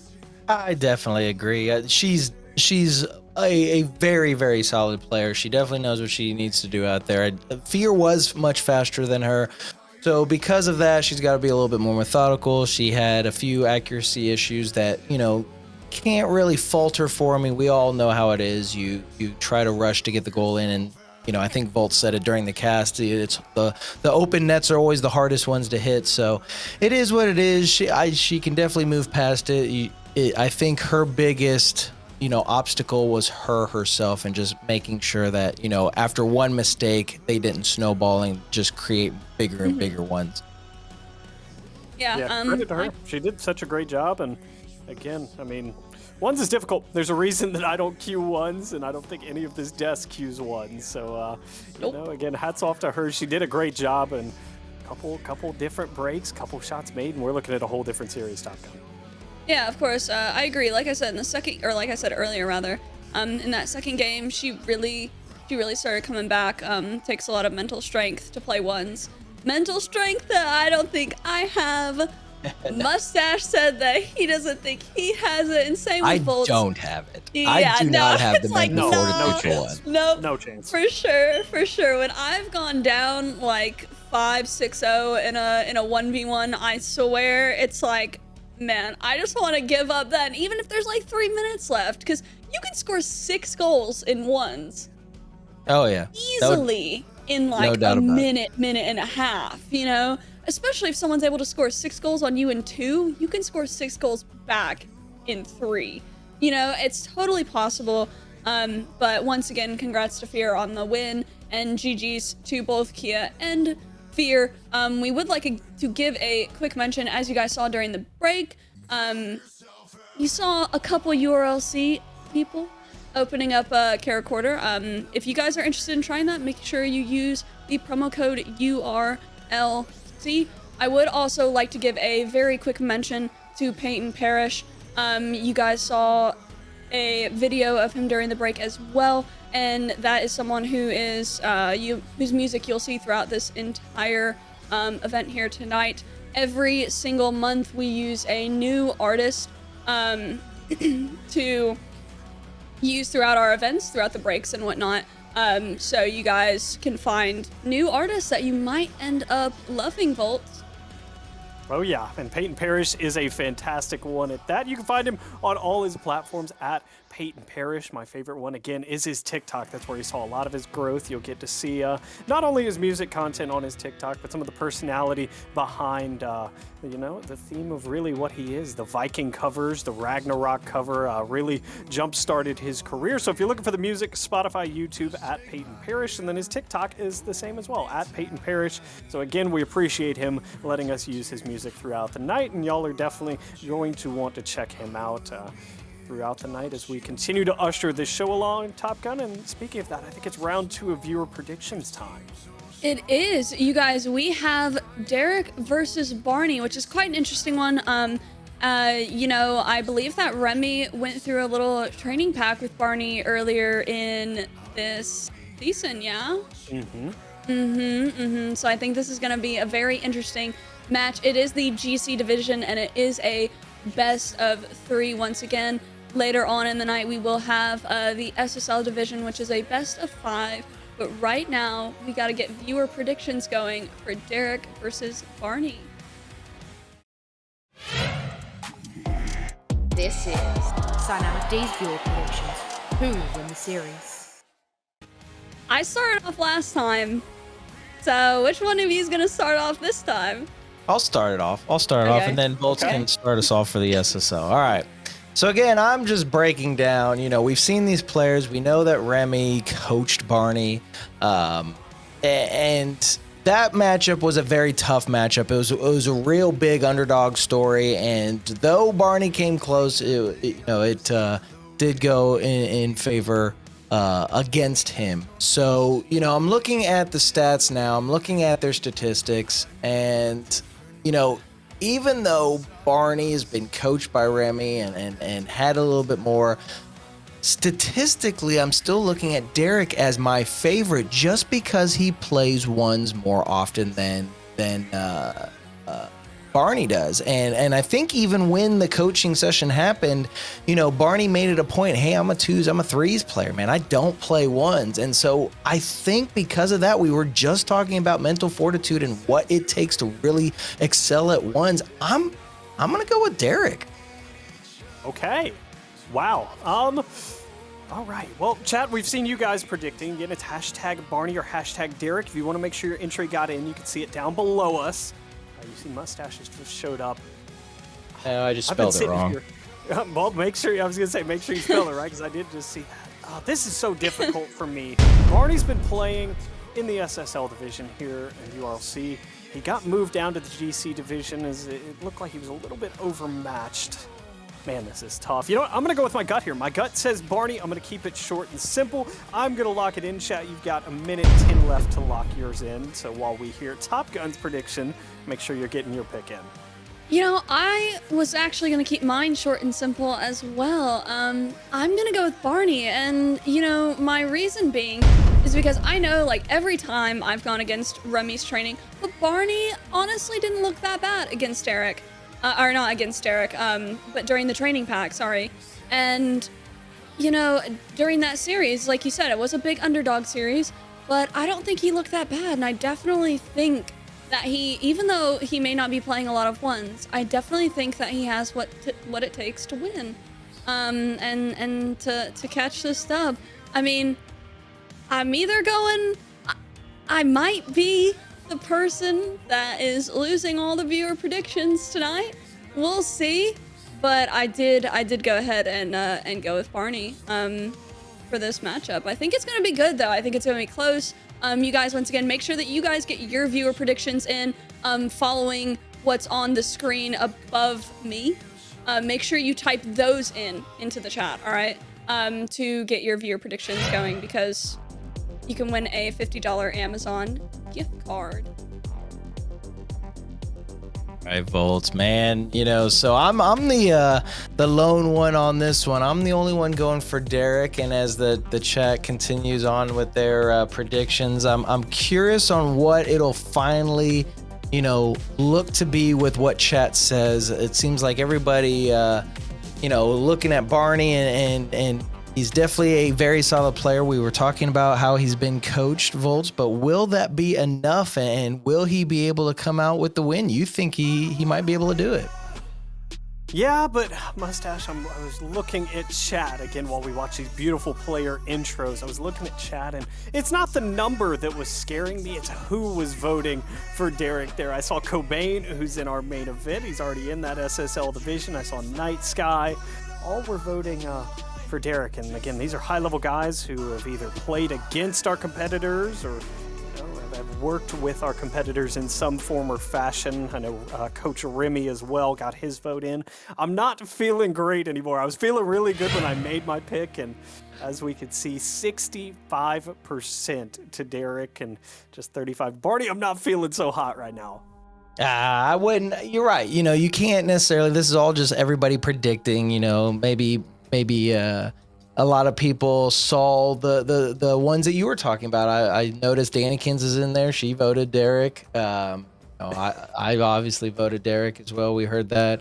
Remy going for his protege and Barney, which, you know, we kind of expect. But you're right. 65% to 35% in favor of Derek. You know, again, I'm basing mine solely on the stats, and it just seemed like, though the coaching, I'm sure helped. You know, I know Remy's coaching can help, and I'm still looking at, though the coaching happened, it happened on a previous monthly event for URLC, and I don't know how much Barney consistently goes back to ones and it's like, I'm gonna play, and I think Derek plays more often. Just looking at how many games played, I think last season rather, 49 games out of he had 1,000 for threes. So yes, Derek is still, you know, a threes and twos main, but he had at least 50 games of ones each season, where I think Barney is sitting at like 5 to 10. Like, I just don't know if the consistency is there. And we were talking how mental fortitude matters, and I think it's going to matter here.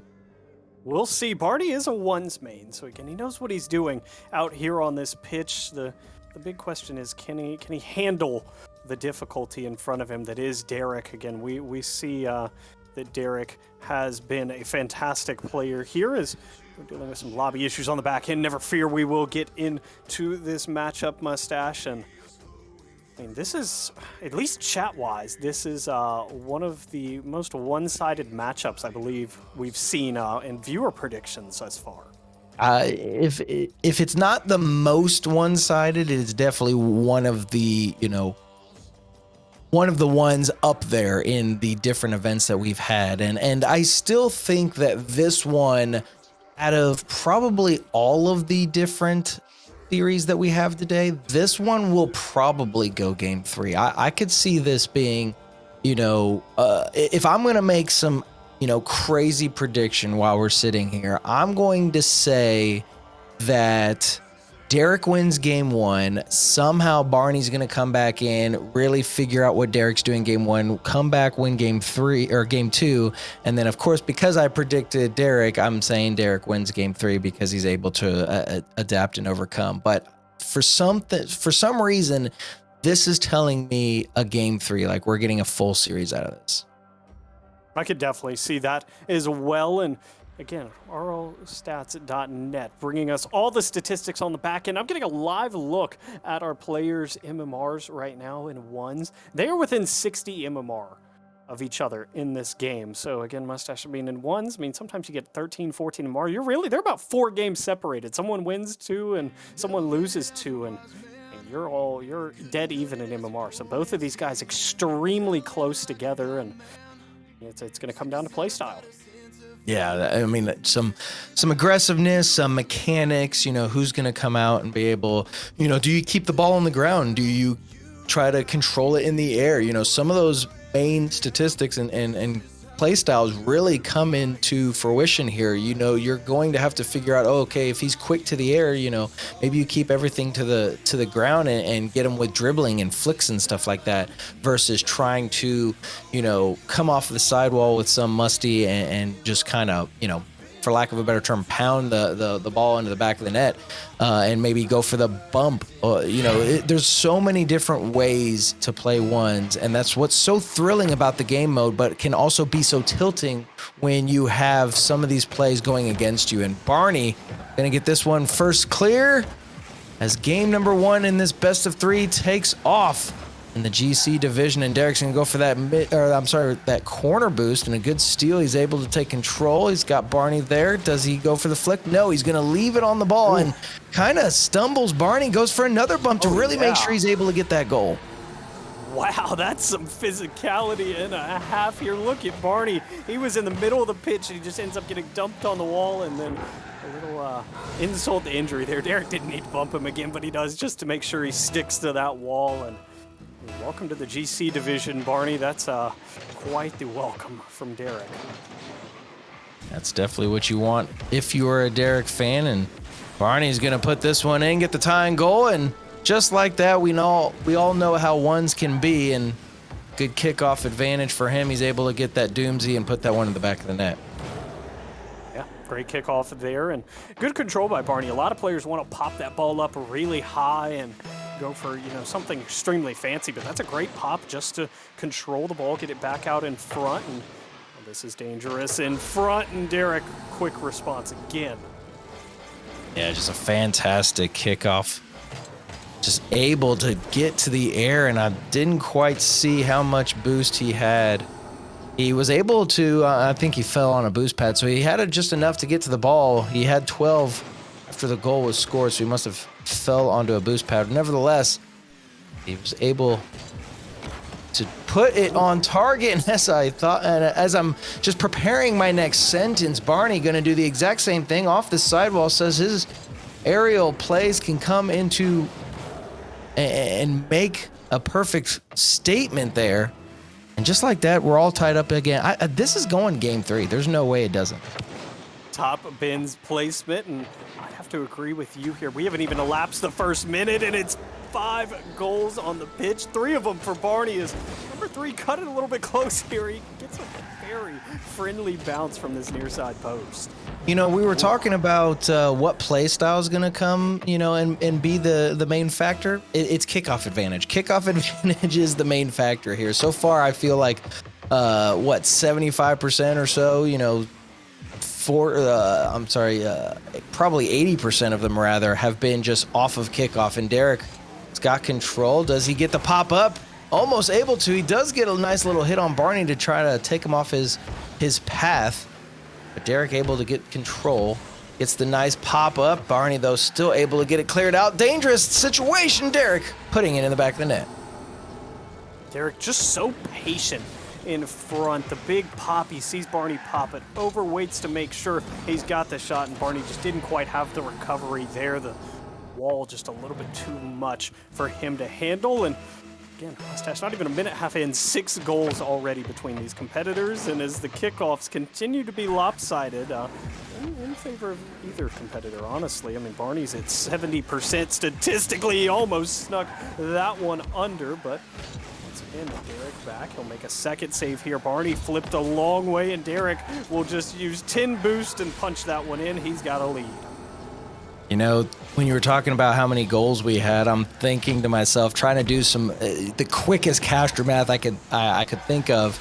Do we see double digits for one, if not both players? That's the big question here. We've got 3:24 left on the clock, and we've already got 4 for Derek and 3 for Barney. This could definitely be a very high-scoring game.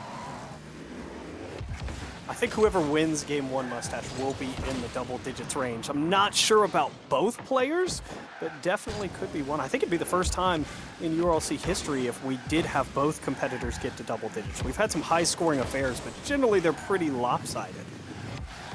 There's some good shadow play from Barney, just trying to keep it close. He had no boost. Derek's going to elect to pick up that midfield. Barney missed the corner boost first. Derek's got control, doesn't get it quite past Barney, and Barney with a great recovery has a wide open net.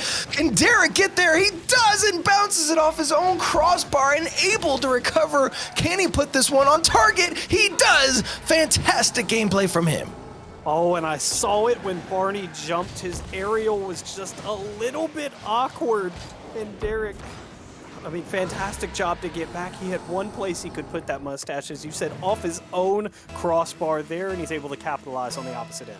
And it was close. I say crossbar, but it was like upper shelf, like almost top corner. I mean, it could have easily bounced into the net.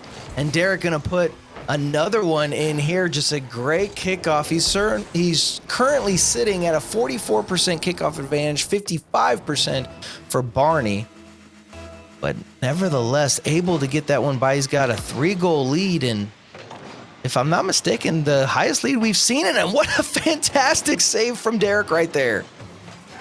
Great save, and finally, the defense starting to kick in, Mustache. I thought we were having an offensive shootout, but Derek's bringing it on both ends now.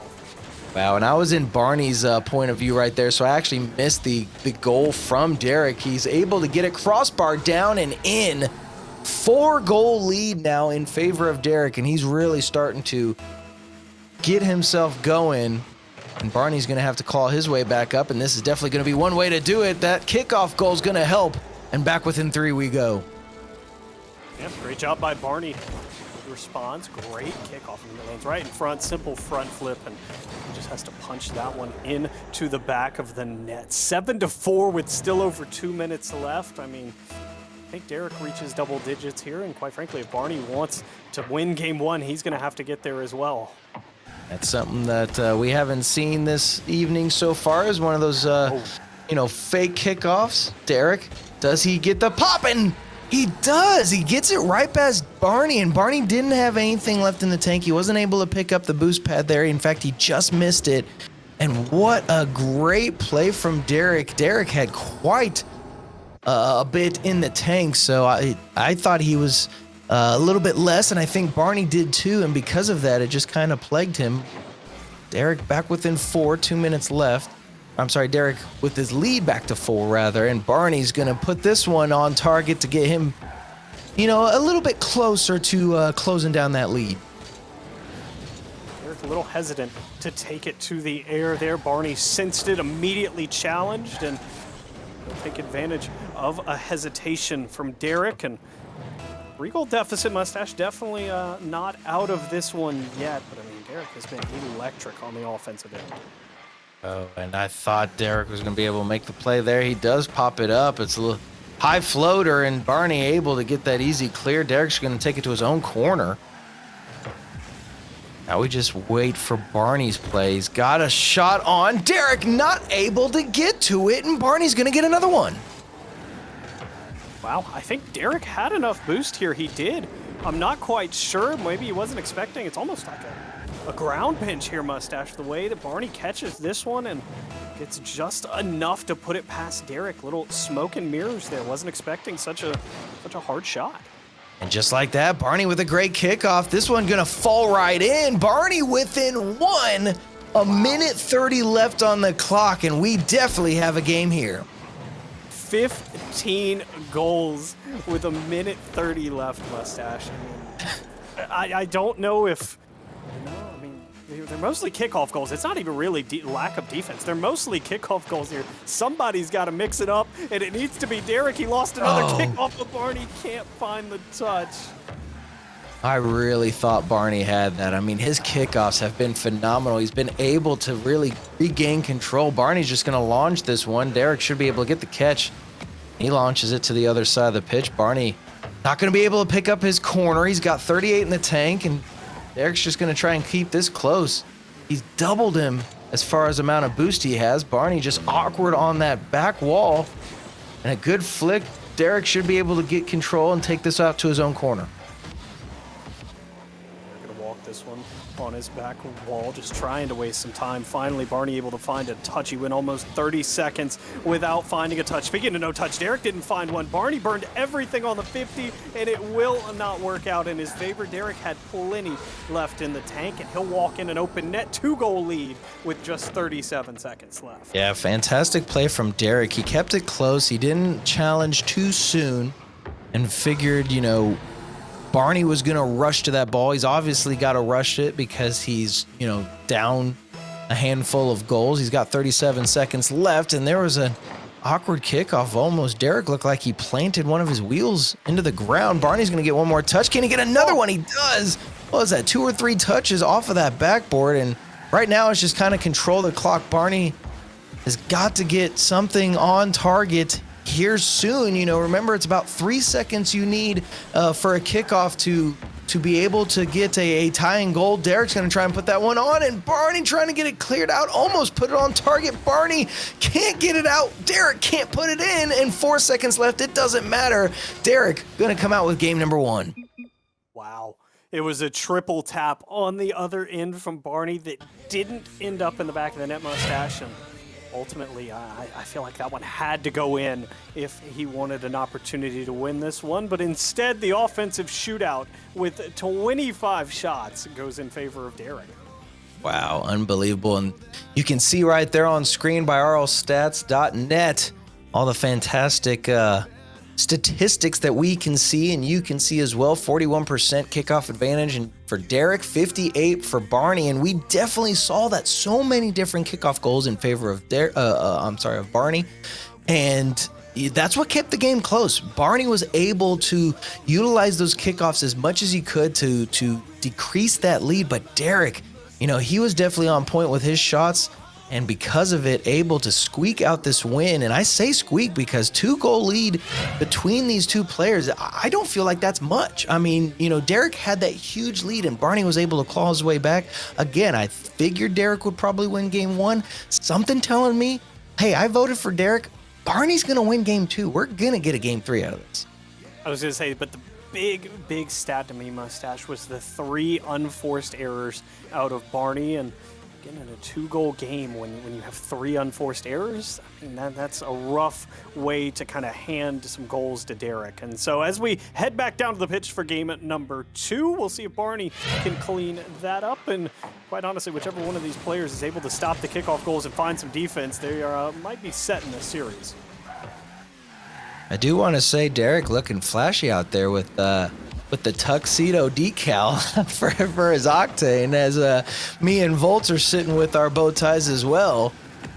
But nevertheless, we've got game number 2 on our hands, and Derek gonna have to try to solo play this one. He's able to point his nose down and get the touch. That was gonna be a close call for Derek.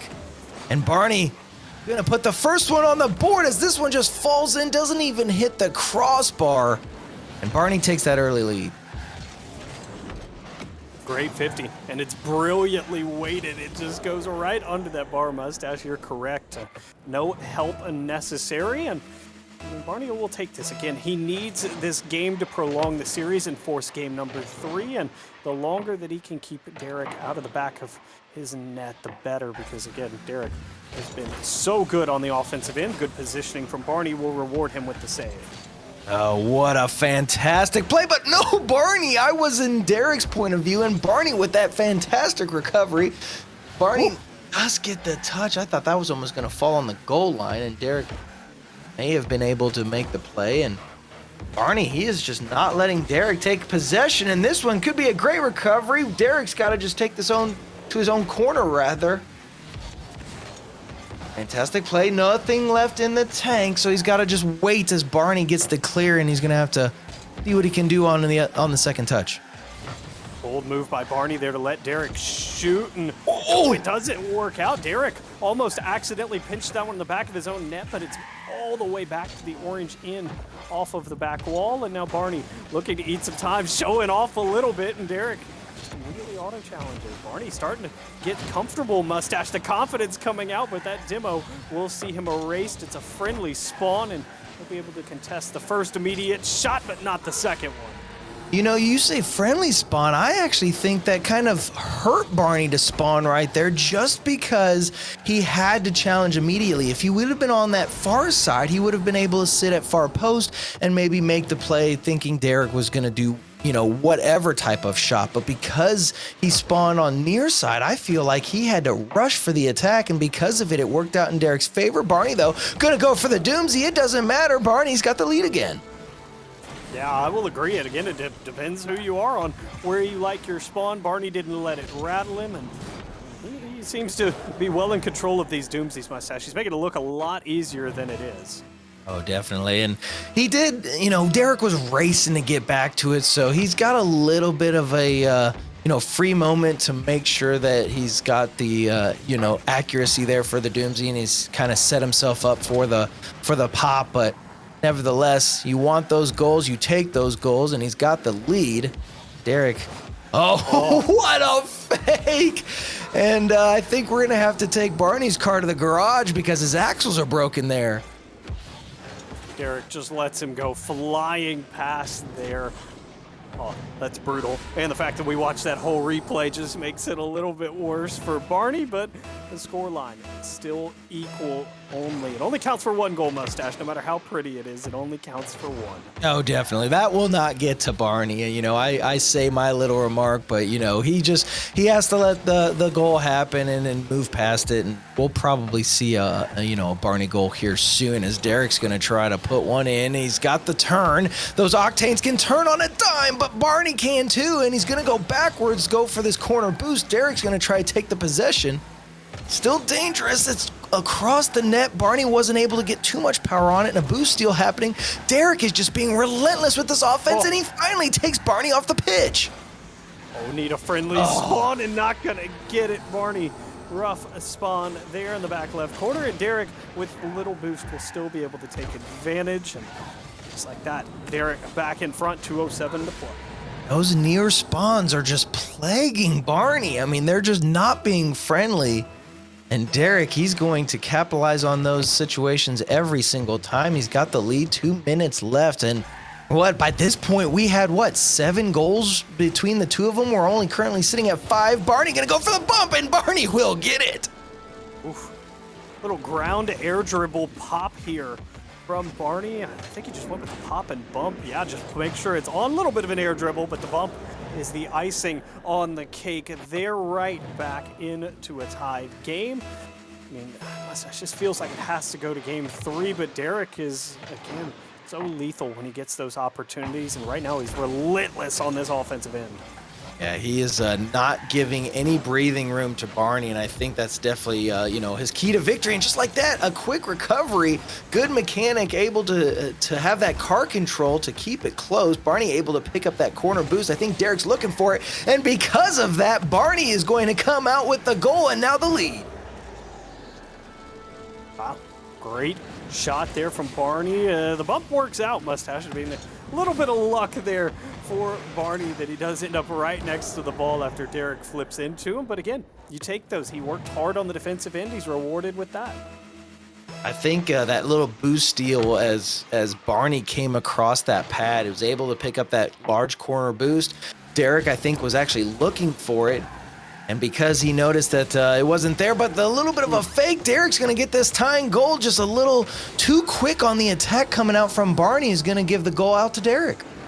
Barney is very, very aggressive, and Derek has shown good patience on these fakes, and not once but twice Barney's bitten on him, and it leaves a wide open net as he goes flying past. So minute 16, tie game. Derek going to be able to take up that midfield boost and gonna have to hold on to the possession. Barney's got nothing in the tank, and Derek's gonna take that corner boost. That leaves Barney having to retreat almost all the way back. He actually does go all the way back, and now you see the setup for the flick, the bump off the backboard. Derek's still there. Shot on Barney, though, able to get the save. Can he get the go-ahead? He's not gonna be on target. It's gonna bounce out, and Derek looking for the demo.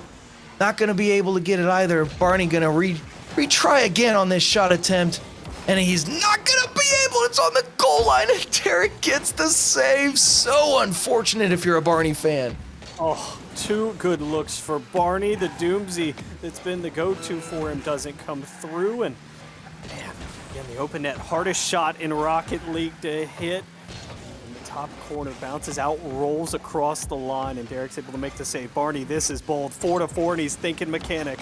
Looking just to punch this one in. It's not going to go. Derek should be able to capitalize. This one is just barely going to carry him in. Yeah, I'm not gonna lie. I don't agree with that, Barney. I mean, you've got the game tied up. If you don't hit the shot, what's the time fall to? And I believe when he went with the aerial, he was at 15 seconds. It finally falls to 9 after the goal. You can't allow situations to present themselves like that. Barney's going to have to get a pop-up. Derek's just got to play keep away. Is this going to be it? Derek getting the pop-up. One more for good measure, and Derek will take the series. a moment that you have to feel like Barney's gonna look back and wonder if he made the right choice there. I mean, again, such a difficult decision. I mean, if you hit the mechanic, you have that high level shot, a big double tap flip reset. It feels great. I mean, the risk to reward ratio, Mustache, is just so lopsided, and Derek punishes it.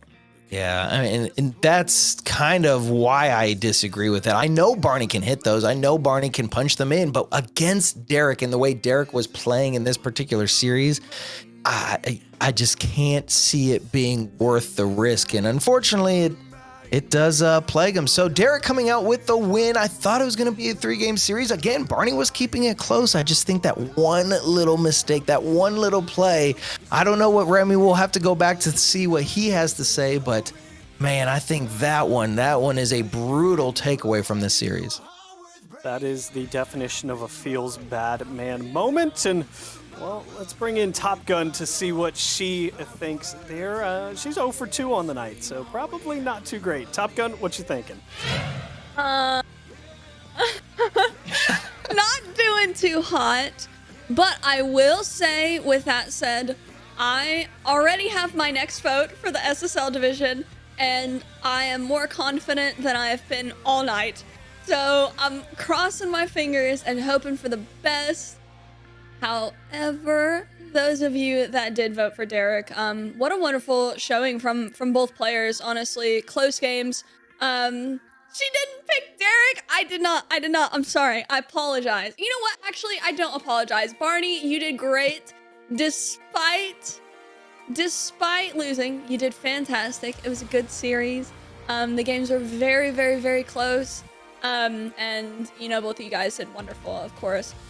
But if you guys voted for Derek, you now have the opportunity to win a $50 Amazon gift card. So while we announce that, I will shortly sulk. Just a little.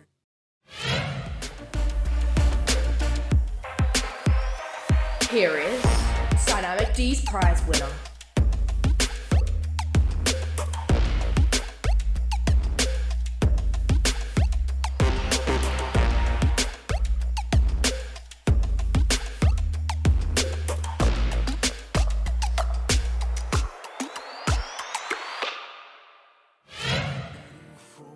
Dreamy, congratulations on the win for the $50 Amazon gift card. Exclamation point claim in chat, I believe, in order to claim your prize.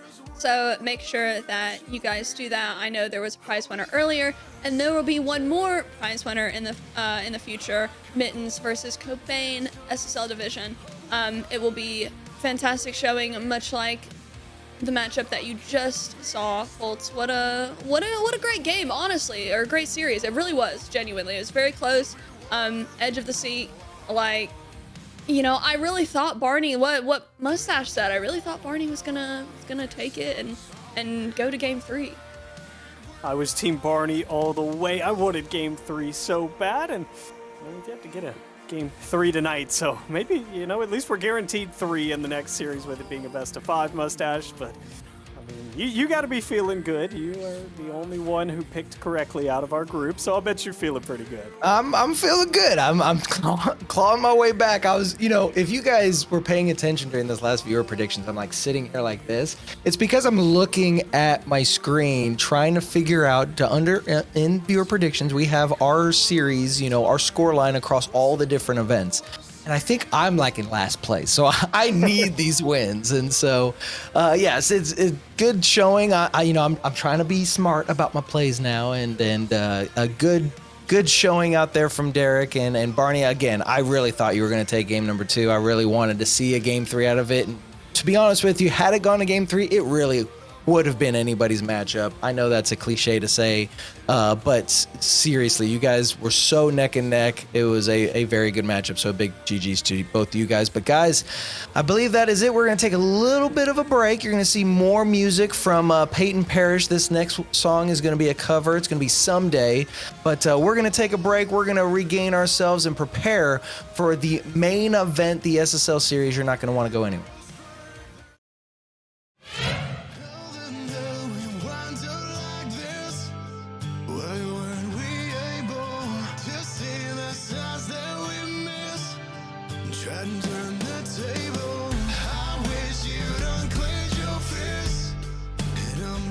your suitcase. Lately there's been too much of this, but don't think it's too late.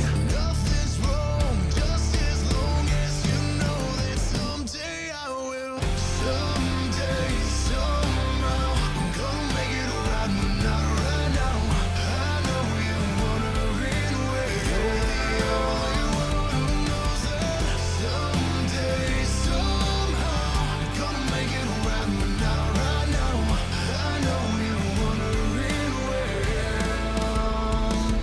Well, at home then, since we're here anyway, we could end up saying things we've always needed to say, so we can end up staying. Now the story's played out like this, just like a paperback novel. Let's rewrite and hint in that fits instead of a Hollywood horror.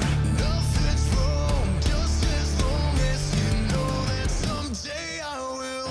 Someday, somehow, I'm gonna make it right, but not right now.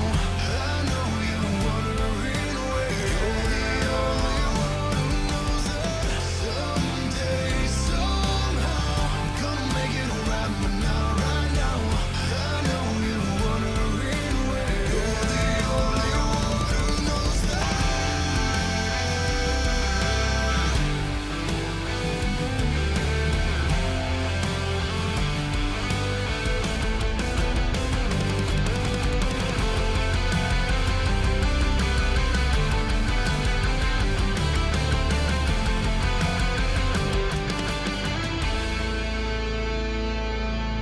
How the hell we wind up like this? Why weren't we able to see the signs that we missed? Try and turn the table. Now the story's played out like this, just like a paperback novel. Let's rewrite and hand in that fits instead of a Hollywood horror. Nothing's wrong, just as long as you know that someday I will. Someday, somehow, I'm gonna make it right, but not right now. I know you wanna run away. You're the only one who knows that. Someday, somehow, I'm gonna make it right, but not right now. I know you wanna run away. You're the only one who knows that. I know you wanna run away. You're the only one who knows that. I know you wanna run away.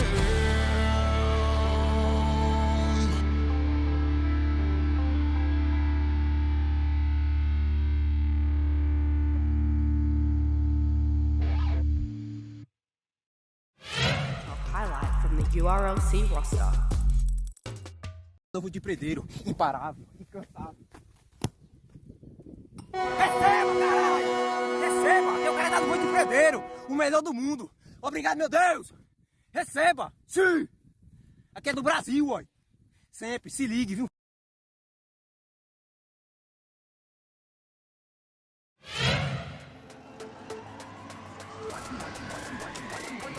And now, Dynamic D's Game Changer with RemmyRL.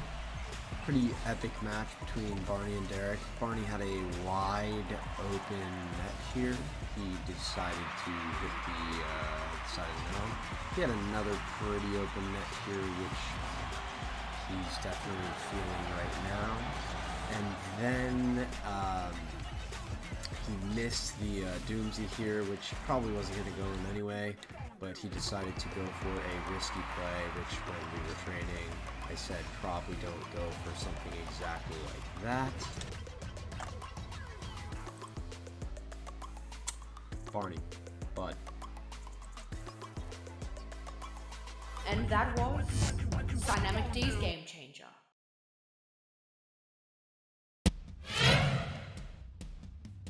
Once again, a huge GG to everyone that's played tonight. Fear, Kia, Derek, and Barney. We do have another huge matchup coming tonight. By the way, you guys, congratulations to Asphira on the TikTok highlight. You guys can go vote on that monthly, you know, for every single event.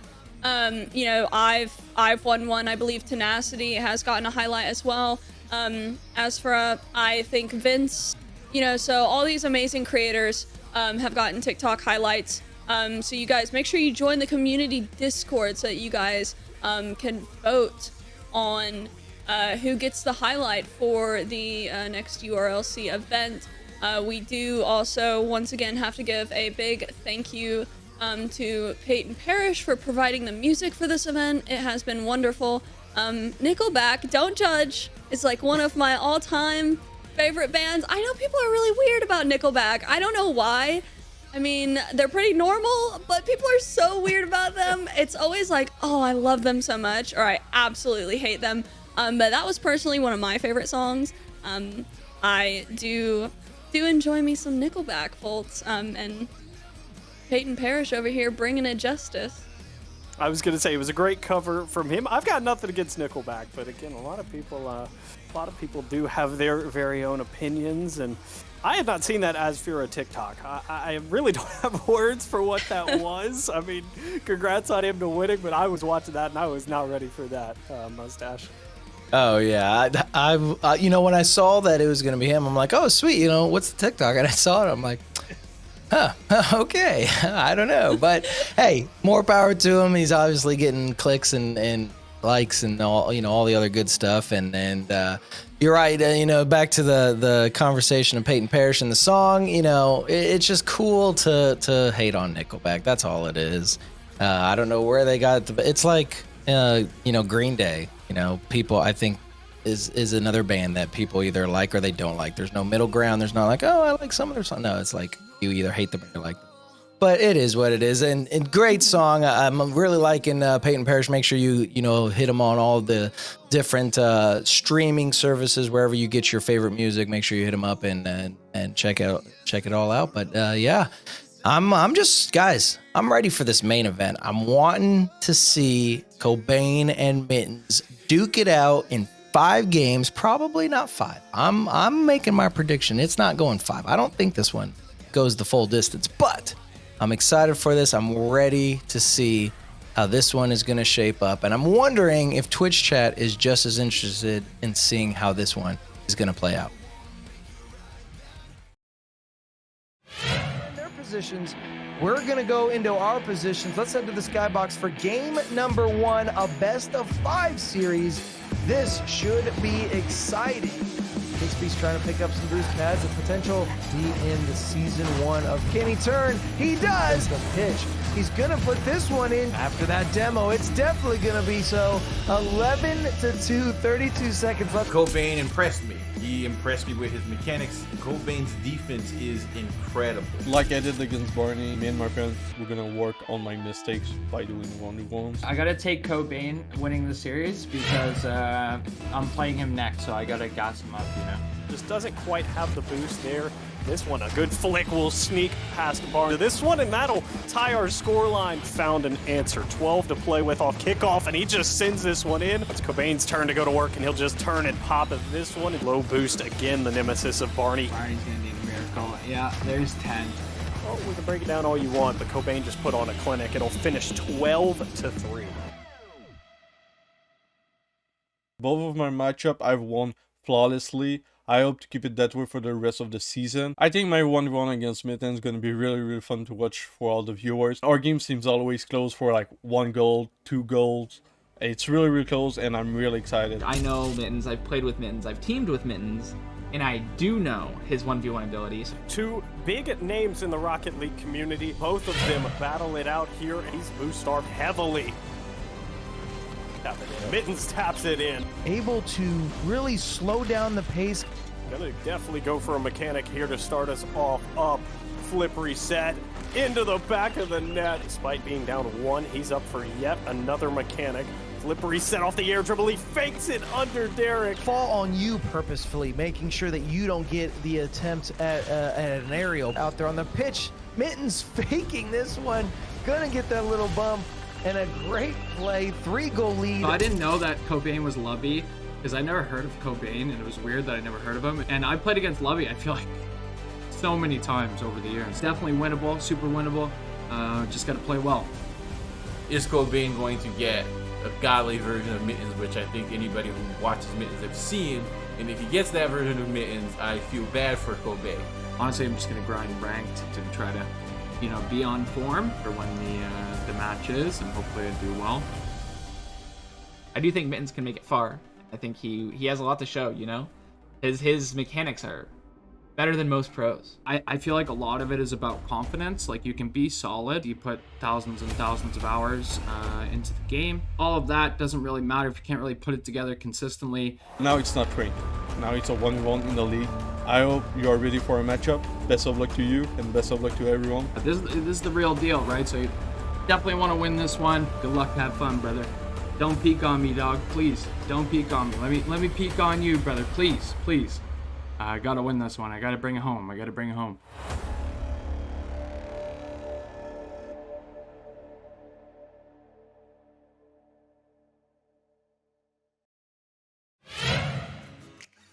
Listen, I know that Mustache and I apparently already have our votes. Right, Mustache? That's what you're saying? Yeah, I've had this one, like, once they announced what URLC 5 was, I was like, all right, I know what my vote is. Oh man, Volts, are you as confident in your prediction, or are you still figuring out in your head as we're speaking and waiting for viewer predictions? It is very rare that I let my personal feelings get involved in my picks, but I've got a pick in mind that I'm going to make, but it's for personal reasons. So yes, I do have my pick. Okay. I'm wondering if all three of us have the same pick. Like, do we go even across the board? I'm not changing my pick. All right, I'm not changing mine. Go ahead. Personal reasons. I'm not sure we have the same pick, actually. I feel like Mustache and I may be on the same page. I don't know, unless I'm the solo here. I don't know. But you guys, if you guys vote for the winner of this next series, you do get a $50 Amazon gift card. So make sure you guys get your votes in chat. It seems like the broadcast team is ready to get our votes going. I think this is the only one where we've all been 100% certain way beforehand. So, and I'll make sure I spell it right. Let's go. Good news. And use the pound sign, you know, not the exclamation point. You'll get it right I just first try this I have time. to say the right ones. You know, typing, I don't know how to type. What are you talking about? Felt. Me either. You guys, make sure you guys are getting your votes in chat right now. This is Dynamic Day's viewer predictions. Who will win the series? I think that I've started one and Mustache has started one. I'm most curious about Volt's pick, not gonna lie. Do you want to go first or do you want to go last? I'll go first here, and as always, it's hashtag Mittens or hashtag Cobain if you need the spelling. Mustache, it is above us on the screen. But this one, again, this one's a personal pick here. I'm going to roll with this. I've gotten to share the booth with Mittens twice. It feels wrong to go against him after we've had so many great conversations, and he's given me so much great analysis that only a high-level player could do. Mittens, don't fail me, please. I'm going with Mittens. I'm gonna let Mustache go because he was giving me a look. He was giving me a look earlier. I'm gonna let him go. I'm gonna let him go next. All right. I don't even have to say anything. It's Mittens. It was Mittens a second they announced URLC 5. He is a solid player. I mean, we've seen him so many different times. He's done the charity event. He's done other events. And don't get me wrong, Cobain has done some as well. But I'm looking at the stats again, dude. He's got like 150 ones games already in season 7. And I think it's 83 for Cobain. I'm like, he plays ones like methodically. It's Mittens. I think every other answer is wrong. I'm sorry. Okay, so as it turns out, we all are on the same page because I'm also going with Mittens, all right? I thought Mustache and I might be on the same page, but I wasn't sure if Volts was, actually. I was not sure what his vote was going to be, because when he said personal, I was like, does he know either one of them personally? I wasn't sure, but like when he said he shared the booth with them, like it all clicked, because I know that they have done a little bit of casting together, and that makes sense. But I also had no idea if he had like a relationship, you know, friendship with Cobain, so I wasn't sure where he was going when he said personal. But you know, we're all agreeing tonight, so we're all either going to be incredibly wrong or incredibly right, and I will at least get one for the night. Mittens, man, don't let me down, man. Don't let me down. I can't go 0-3. You're gonna have to catch the dub here. I mean, we saw him, like Mustache said, in the charity event. He's a fantastic player. You guys make sure you're getting your votes in chat. Mittens for Mittens and Cobain for Cobain. Using the pound sign. Make sure you guys get that in chat. Get your votes. You have an opportunity to win a $50 Amazon gift card if you get your votes correct. So make sure you guys get that done. And Mittens, don't let me down. she does not want to go 0-3, and I honestly I don't see it happening. I don't see this being a 5-game series. I think Mittens takes it in 4 volts. I mean, what do you think? We've all voted Mittens, so we all want the same person. Now, obviously, us casting, we will not be biased as much as possible, but you know, what do you think this series will shape up to be? I was going to say, I do want to add here that while I've picked Mittens, and again, this is personal reasons, I normally I put business first. I take my record here at the URLC very seriously.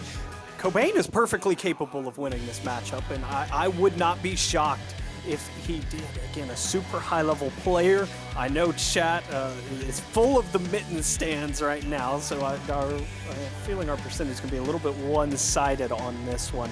I would be surprised if this ends in a sweep, and I would not be surprised if this went all 5. Really? Okay. So, you know, regardless, you're right. You know, Cobain can definitely come in here and definitely, you know, put on a showing and make Mittens work for the win and go from there. I mean, as we come back, you know, into our screens, we're going to be able to see what you, the chat, have chosen, and it is 79% to 21%. That is a huge, bigger than what we saw in the last series.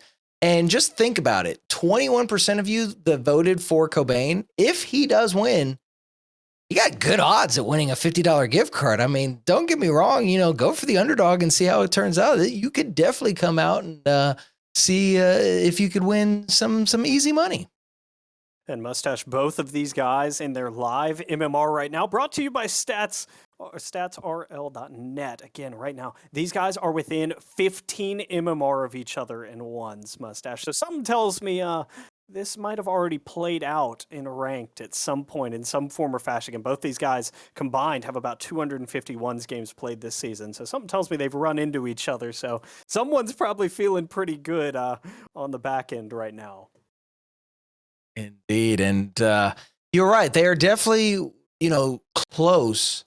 It is Mittens sitting a little bit on the higher side of that MMR. But again, he's got 150 matches played, 1 game losing streak currently sitting right now. So he probably said, all right, I lost and, you know, got off. Unfortunately, I'd have to like really dig in the weeds to see, you know, so I'm looking at the graph and it is just like skyrocket for Mittens. And I'm not, and as I quickly, before we get back into the match, it is that way for Cobain too. He does have a little bit of a downward trend going on right now, but still he doesn't have as nearly as many games played. And I think that's what's going to be it. I feel like Mittens plays ones way more often than Cobain is. And I think that will be the key factor in this series. Oh, we will definitely see. This is a long one here, scheduled to be a best of 5. Again, first to 3. We'll walk out of here with the win. This is a real test of mental fortitude because not only could you be in here for? I mean, we could be in here for almost 45 minutes, Mustache, worth of ones. I mean, you have to avoid the tilt. I mean, going down 1 or even 2 games does not spell the end of your hopes here. This is a long, drawn-out series. Both these competitors are ready. It's main event time. The SSL Division Cobain versus Mittens. And remember, you know, best of 5. That means game 2, the most important game that you want to win. You can definitely lose game 1 and turn it around and win game 2 and get some momentum in your favor. Cobain gonna start off with the momentum as he's gonna put the first one on the board. Mittens just not quite able to get to it. He does get a touch, but can't pitch it on the crossbar to get it out. I mean, it's just perfectly placed from Cobain, top right corner. Awkward spot for Mittens to try to jump and touch, and again, his touch not enough to keep it out of the back of the net. I'm sure these guys have played each other. I would almost be willing to put a large amount on it. Cobain, what control? He just can't get this shot to be hard enough. Mittens will make the save, and now it's counterattack time. Low boost, fakes the flick, good control, but a good challenge from Cobain. He's got an open net look, and it's 2-0. Yeah, but it was really, you know, even though we saw the great fake challenge come out from Mittens, he was really trying to get it past Cobain. Cobain had all of the boost. The entire side of the pitch he just picked up. Mittens was sitting at 20 that entire time. And so without getting that flick off, Cobain had him beat regardless, and he's able to get that second goal. 4:25 left on the clock, plenty of time to turn this one around. But again, Cobain off to now a 3-goal lead. He is definitely getting some good shots on target. Wow, what an opening minute statement. He is ready to play here, and this might be a little bit of shell shock for Mittens here. Maybe wasn't quite expecting this out of Cobain, but again, we are a long way from this one being over with. Good delay kickoff from Mittens here, and he just has to tap that one in as a formality. Mittens is on the board.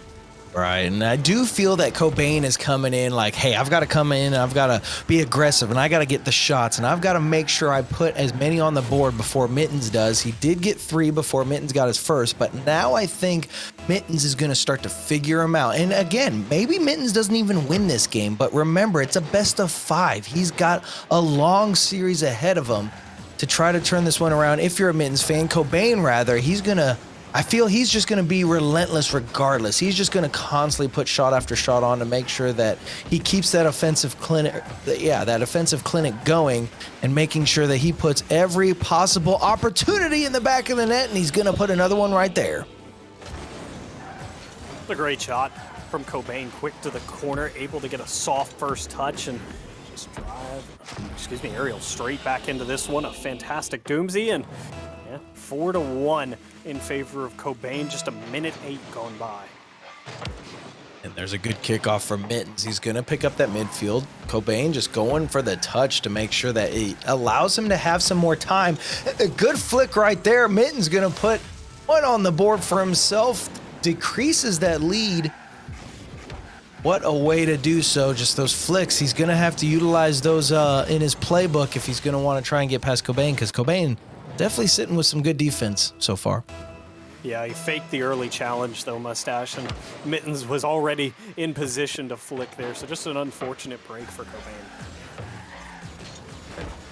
After that unfortunate little situation, he's able to pick up both corner boosts. Mittens sitting starved, but can Mittens get it cleared out? Cobain still has the boost to make the play. Mittens just has to have control, pick up any boost pad he can. He's got 1, he's got 2, he's gonna have the goal, and he's gonna be within 1.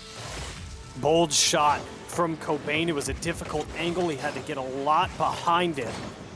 He's gonna cover almost that entire net despite the low or no boost situation, and he's rewarded with the open net. So just like that, Mittens goes from being down 3 to just down 1. Mittens with a great kickoff there, but an even better challenge from Cobain. He doesn't have the boost. He picks up 1 pad. Mittens already there to make the play. And this one starting to set up. Mittens can't get it past Cobain. Cobain doesn't have any boost, but neither does Mittens. This one should be the goal. Well, straight into the back of the net there. Both players low boost, and I believe Mittens missed the crucial pad that he needed. Cobain actually missed the pad that he was hunting as well. again, just able to keep his momentum a little bit better than Mittens and extend that lead back to 2.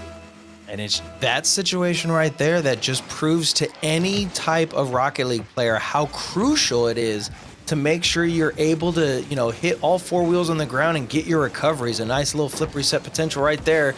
Believe he connected on it, but elected not to go for it. And Cobain just going to have control. He picks up that midfield boost that's going to put Mittens in an awkward position. Mittens going to have to elect for the midfield as Cobain tries to get this by. Cobain going to put the shot on. It's going to be off the backboard. Can Mittens recover? Cobain keeps it close. Now Cobain all the way over on the side and now able to get in front of the net. Mittens was just constantly popping that ball up to see if he could see where Cobain was. And again, Cobain, he's just not letting up, and that's how you do it. He's able to put a goal off of Mittens right there, and he's got his lead back to 3. Yeah, that was a bold idea from Mittens there to air dribble from his own sidewall back right in front of his own net. He just couldn't quite keep the possession that he was looking for. And you're right, Cobain is just all over him. No space, no room, and right now Mittens doesn't have an answer for him. Gonna have to see if he can answer him right here. He's got it. Good. Oh, no, he does not have the flick. Cobain using everything in the tank, but able to get the touch. That's exactly what he needs. So Mittens going to try again. He elects to keep it on the ground and wait for the challenge. Mittens putting one on the board. He's got it close. 2 minutes left. Still doable, but he's got to get a goal a minute. It's a beautiful low 50. Mittens just using his Octane hitbox almost as a wall and almost like a catcher in baseball mustache, just trying to keep that ball in the dirt from just not scurrying away from it. It stays almost attached to his car, and it's a free tap-in. Saw Mittens trying to go for another fake kickoff. Oh, a great challenge. Could be in favor. Mittens just bumped a little bit too far away from the ball, couldn't make the play, but that is exactly where he wanted to be. I believe Mittens has picked up every single large boost pad rather, so Cobain is just trying to get any and all boost pads he can get a hold of. Oh, good power slide and gets it past. What fantastic shot. Mittens back within 1. Not only the power slide, but the touch off of it right there. He just pops it straight up to himself, even with 0 boost, is able to put it top left. That's difficult for Cobain. I wasn't aware that Mittens took a play out of King Randy's playbook. I mean, that is a Randy shot if I've ever seen one. And now can we see another flick? No, he's going to elect to not go for it. And Cobain just getting that quick little power hit off of the nose of his car puts that lead back to 2. The fake challenge rather, trying to keep that low didn't work out for him in this current situation. And Mittens going to have to see if he can't put that lead back in a favorable position so that Cobain just doesn't let this snowball, and that it's not what you want to see. Not at all. Mittens again faking the kickoff, but Cobain's wary. He sees it early this time, and he's able to chip this one into the bottom left corner. 3-goal deficit. Cobain's had such good defense. It's required real brilliance out of Mittens to score. I don't know if he can find those 3 brilliant goals late. Well, maybe make it 2. Kickoff goal in his favor. Oh, definitely Mittens has been utilizing these kickoff goals perfectly. Cobain is definitely racing to every single kickoff where Mittens knows, okay, I got to use this one. You'll see probably if he gets another situation where he's able to, kind of stall that kickoff, he will always utilize it because he's got to get that lead back down to at least 1 away from Cobain rather. Just waiting for that midfield boost. He actually does get it. Goes for the flick this time. He's not going to fake this one. And a great play back within 1:57 seconds, Volts. This is a make or break situation for Mittens. And it's the placement again on the flick. It required Cobain to go straight up, almost 90 degrees vertical there if he wants to make that touch. And that's an aerial that's virtually impossible in this game, Mustache. Most of the time you just backflip when you try to do that at the speed that these guys are moving at, and it will allow Mittens to sneak that one past. Another good power slide. Mittens, air dribble bump, but it won't come through. Cobain, brilliant save, and might be rewarded on the other end, but Mittens is tracking back quick. Good demo coming out from Mittens, making sure he takes Cobain off. It just basically makes Cobain, you know, really have to think about what he's going to do. This could be an awkward position. A good fake to come out and just... Cobain is having to rush it. He knows it's close, and Mittens getting that tying goal, 28 seconds. There's nothing really Cobain could do. That might have been a little bit of panic as well out of Cobain. He, again, is expecting a big challenge. It doesn't happen, and his car's in a position to where he's trying to make sure the 50 doesn't end up in his net, not an outright touch. And it does work out in favor of Mittens. Great mind games, great execution. Now Mittens, this is where he thrives. Thinking flip reset, instead he just tries to punch it past, and Cobain stays grounded, but he just missed the open net. Oh, but he gets the corner boost. Can Cobain put a shot on? He can, and he actually helped it out. Unbelievable. Mittens may have put that one on. This is a heartbreaker for Mittens here. Oh, he did. He did, and he had his flip too. You can hear him use it. Oh, that one needed to be saved. He's got 7 seconds to make it work. They both went delay kickoff, but Mittens was even slower. Mittens, 3 seconds. He doesn't have the angle, but he'll have a chance here on 0. Oh, no, he won't. He missed mid, and Cobain escapes. His heart rate has to be as high as mine here. Unbelievable. And that's so unfortunate if you're a Mittens fan. I mean, you see him have the save, you're like, oh, this is going to be out, but it just bounces off of his car awkwardly off the roof of it and goes into his own net. Unfortunate situation. He tried to come out with that kickoff, but wasn't able to put it on target. It goes off to the side just a bit.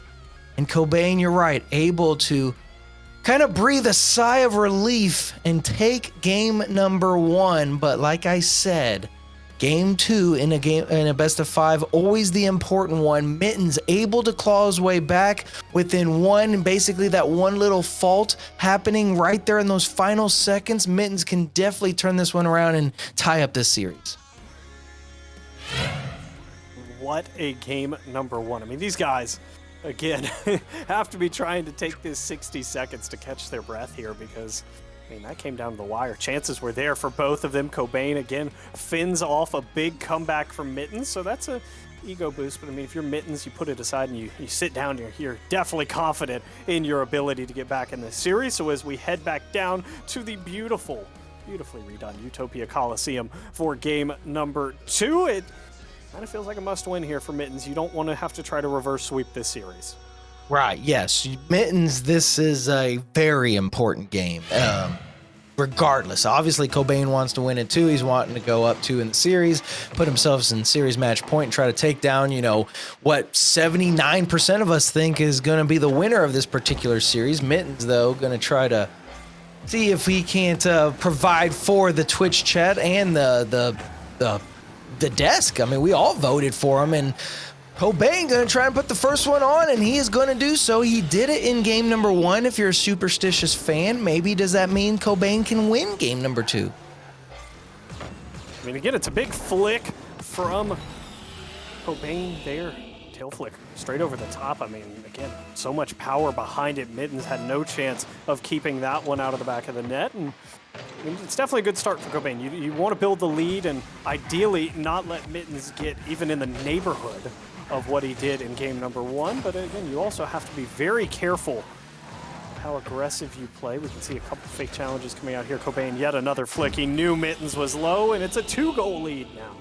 Yeah, Mittens had nothing. Picking up that corner boost right there from Cobain, or I'm sorry, from Mittens, worked out perfectly in Cobain's fashion, and Mittens is going to have to, you know, he's been in this situation. He knows that Cobain is going to, you know, be relentless, be that annoying player. He's going to constantly challenge whether he needs to or not. And there is one way to make sure you keep the lead for Cobain within a reasonable area, and Mittens able to put one on the board and not let this one snowball too much.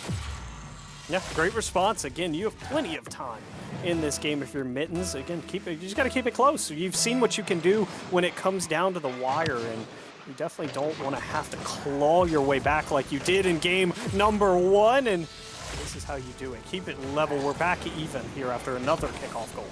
Fantastic kickoff goal. And if you guys missed the RLstats.net little scoreboard after game number 1, a little bit of kickoff information. The advantage was in favor of Mittens by 66%. We were seeing so many of those kickoffs go his way, and definitely one went his way right there. Mittens, though, is going to have to make sure he's able to get this clear to go his way, and a little bit of a delayed challenge, or rather delayed play. And Mittens just didn't get the hit on that one, realized it very early on, and Cobain's going to capitalize on the mistake.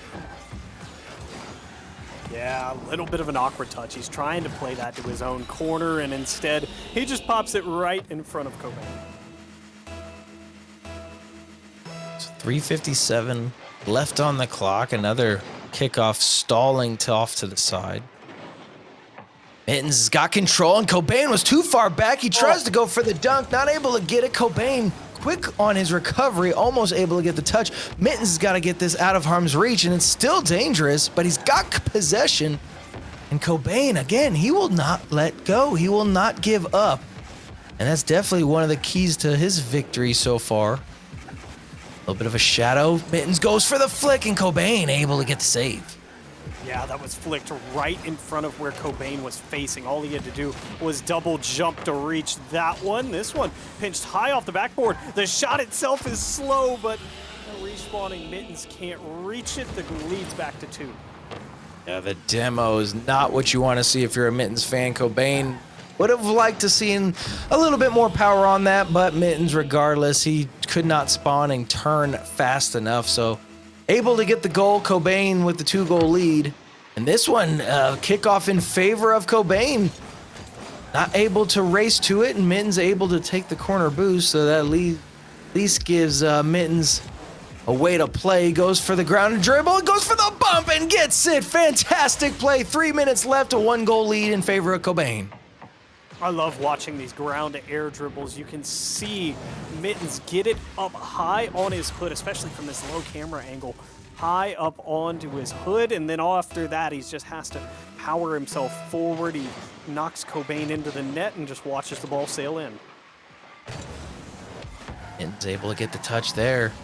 Doesn't want to see this ball sail away from him. I love the power slide utilization out of Mittens, man. He's able to just perform that so effortlessly. Oh, and the fake coming out, but Mittens can't turn fast enough, and even though he did, it goes off target. You've got to hit those. If you're Mittens, he goes for the bump. I don't think I've ever seen a Doomsy Dish bump before, but hey, and Mittens, he doesn't get the recovery and gives a goal out to Cobain. Not only does he get the recovery here, Cobain eliminates any chance of him getting to this one. That's a 45 flick into the back of the net at 70 miles an hour. I mean, Mustache, who does that remind you of? Oh my good. Yeah, so Danikins, are you sitting in chat? She was getting all kinds of flicks on her particular event. I'm sure she is sitting in the chat watching. I've seen the votes come out from her, and Mittens. Gonna see if we can't get a win here. In fact, I believe Danikins voted for Mittens, much like most of us, 75%. And this one, unfortunately, not gonna be what you want to see, or at least 75% of us aren't gonna want to see it. Mittens not gonna be able to get that one cleared away. Cobain putting another one on the board. Wow, Cobain just continuing to put on a show here. Mustache, I said I wouldn't be surprised if Cobain did this, but I mean, this is in dominant fashion here in game number 2. And I mean, if you put the start of game 1 and the back half right now of game number 2 together, it would be a truly dominant performance. But Mittens, refusing to go away, has himself back within 2 yet again. And you know what's funny? I saw Mittens in chat say, I'm done. You know, it's taking a toll on him. He's having to work a lot harder for these. Cobain is not making this easy. And he's within 2, a minute 52 left. You've got, a little under 2 minutes to score 2 goals. Definitely doable. But Mittens, he's having to throw himself. He's having to just stretch to get every single clear. He's got to be methodical and be, almost perfect with every single shot attempt. Cobain just not letting up. A good challenge. Can Mittens recover? He might be able to. No, actually, Cobain didn't make the attempt. Mittens didn't make the attempt, and this one stalled in the midfield. A good bump. This one off the backboard. Cobain gonna put the shot on, and the slow roller works out again. 3-goal lead in favor of Cobain. It was a bold challenge from Mittens there because Cobain was already up with that one, and that's probably the slowest goal we're going to see tonight, 17 miles an hour, but again, Cobain will take it. Down by 3 goes Mittens as we near the final minute of play. Down but not out, just has to keep grinding here. It's going to be a grind to get back in this one. Oh, definitely, and like we were talking about, game 2 loss for Mittens is not what you want to see. A good play there. Cobain still getting the touch, Mittens still getting the goal. Within 68 seconds left, so what, 34 seconds you got to get a goal, and ones we all know that's possible. But Volts, man, I mean, I'm sure Mittens is saying he's done, and this is grueling for him. Yes, it is, and I mean, look at that. It required a ground-to-air dribble flip reset to score, and Cobain still got a piece of that, by the way, as Mittens sends a howitzer into the back of the net. But yeah, Mustache, I mean, again, this is a grueling grind to score on Cobain. Yeah, he's not making it easy. Cobain didn't have anything there. Luckily, the kickoff went in favor of Mittens. He definitely needed that, give him a little bit of morale boost. But is he going to be able to get another one? Does he delay this kickoff? I think Cobain knew that he was going to, so he kind of feathered the gas as well. Mittens just got to get this out of harm's reach. He picks up the corner boost. He's got great control, trying to get this one. He's got close. Good shot, and the tying goal falls in. Mittens, way to go. 48 seconds left. Danikin said in chat that Mittens taught her everything, and yeah, there it is. From midfield, it's a 45 flick into the back of the net, and just like that, Mittens starting to come to life. Things are starting to click. It's 7-7 here with 48 seconds left, and now if you're Cobain, this is where you have to rally here. It's been a dominant performance thus far. Can you close the door here in game number 2 and move to series point? Or do you let Mittens continue get on a roll, Mustache? This would be 4 straight. Oh, and he stretches and gets the save. Way to go, Cobain. Such a close call, but a good demo to come out. Mittens, does he have the time? Cobain spawning, shot on and not able, as Cobain reads it perfectly. We saw Cobain basically steal the game last game. Can he do it yet again? Mittens has got control, gets the pop, it's off the crossbar. Cobain has the boost, but what a launch from Mittens. He tries to go for him again. 1 second, now nothing left on the clock. Mittens, this one's gonna drop. No, Cobain still has it, and it finally goes. We get overtime in game 2. Oh my goodness there. I thought Cobain was going to walk that one in. Mittens just went delay. He picked up a pad. This one tapped in, and Mittens has made the comeback possible. The delayed kickoff, the feathering of the gas pedal. He's been using it all series long, and what a way to use it perfectly here in game 2. Good win for Mittens. We are all tied up in the series. Ladies and gentlemen, we're getting to game 4 at least. Oh my goodness. What a bold move from Mittens to go with the ultra delay. He just speed flips and stops right in front of the ball and just lets Cobain hit it straight off of him. Mustache, I don't know if I'm doing that in overtime. I'm not going to lie. Yeah, you're right. I probably would just go for some type of negated kickoff or something, but he's been using it perfectly. I'm looking at the stats just like you guys can see from rlstats.net. I mean, 62% of the kickoffs in game 2 in favor of Mittens, 64% for the entirety of the series so far. Again, this is a best of 5. We're only in game number 2, and the series is all tied up. 14 shots on target, I mean, from Mittens, 9 from Cobain. And this is it's a grueling matchup. We said it before, Cobain is not making it easy. Again, we go down to the final seconds. We had to go to overtime to determine this one, Volts. I mean, what more do you guys want? The only thing that scares me now, Mustache, is, again, Mittens has come to chat and admitted that this is getting to him. Oh, yeah. We're not even halfway there yet. Technically, we're only 40% of the potential 100% that we could reach if we go all 5 games here. And this 5 games of ones is rough, is extremely rough. And I worry about Mittens' mental moving forward, especially if we see Cobain get out to yet another early lead. It's not even just a 1-goal lead, it's a multi-goal lead. Well, I tell you what, if there was anything that was going to be a morale boost, a game 2 win, especially off of overtime like that, is exactly what Mittens needed as a refresher, as a hey, I've got this, you know, I can't let this get to me. I know Cobain is playing well, you know, kudos to him, but I've got to keep my head in the game. And so far, he's able to come out and get the first goal. You know, Cobain got the first goal in both games 1 and 2, and Mittens had to basically work his butt off to just try to squeak both wins out. And so, or I'm sorry, get one win out. Cobain took the other one. Now we just have to see what's going to happen here in the midfield, as Mittens is sitting a little bit low boost, but it picks up that midfield to help him out just a bit. Mittens is really staying on top of Cobain this game, Mustache. Earlier in the series, he was retreating a lot more when Cobain had possession, and now he's doing what Cobain did to him in game 1. He's just staying on top of him, refusing to, you know, rotate back for these big moves. Look at him just hang in the area until he can finally get the flick in.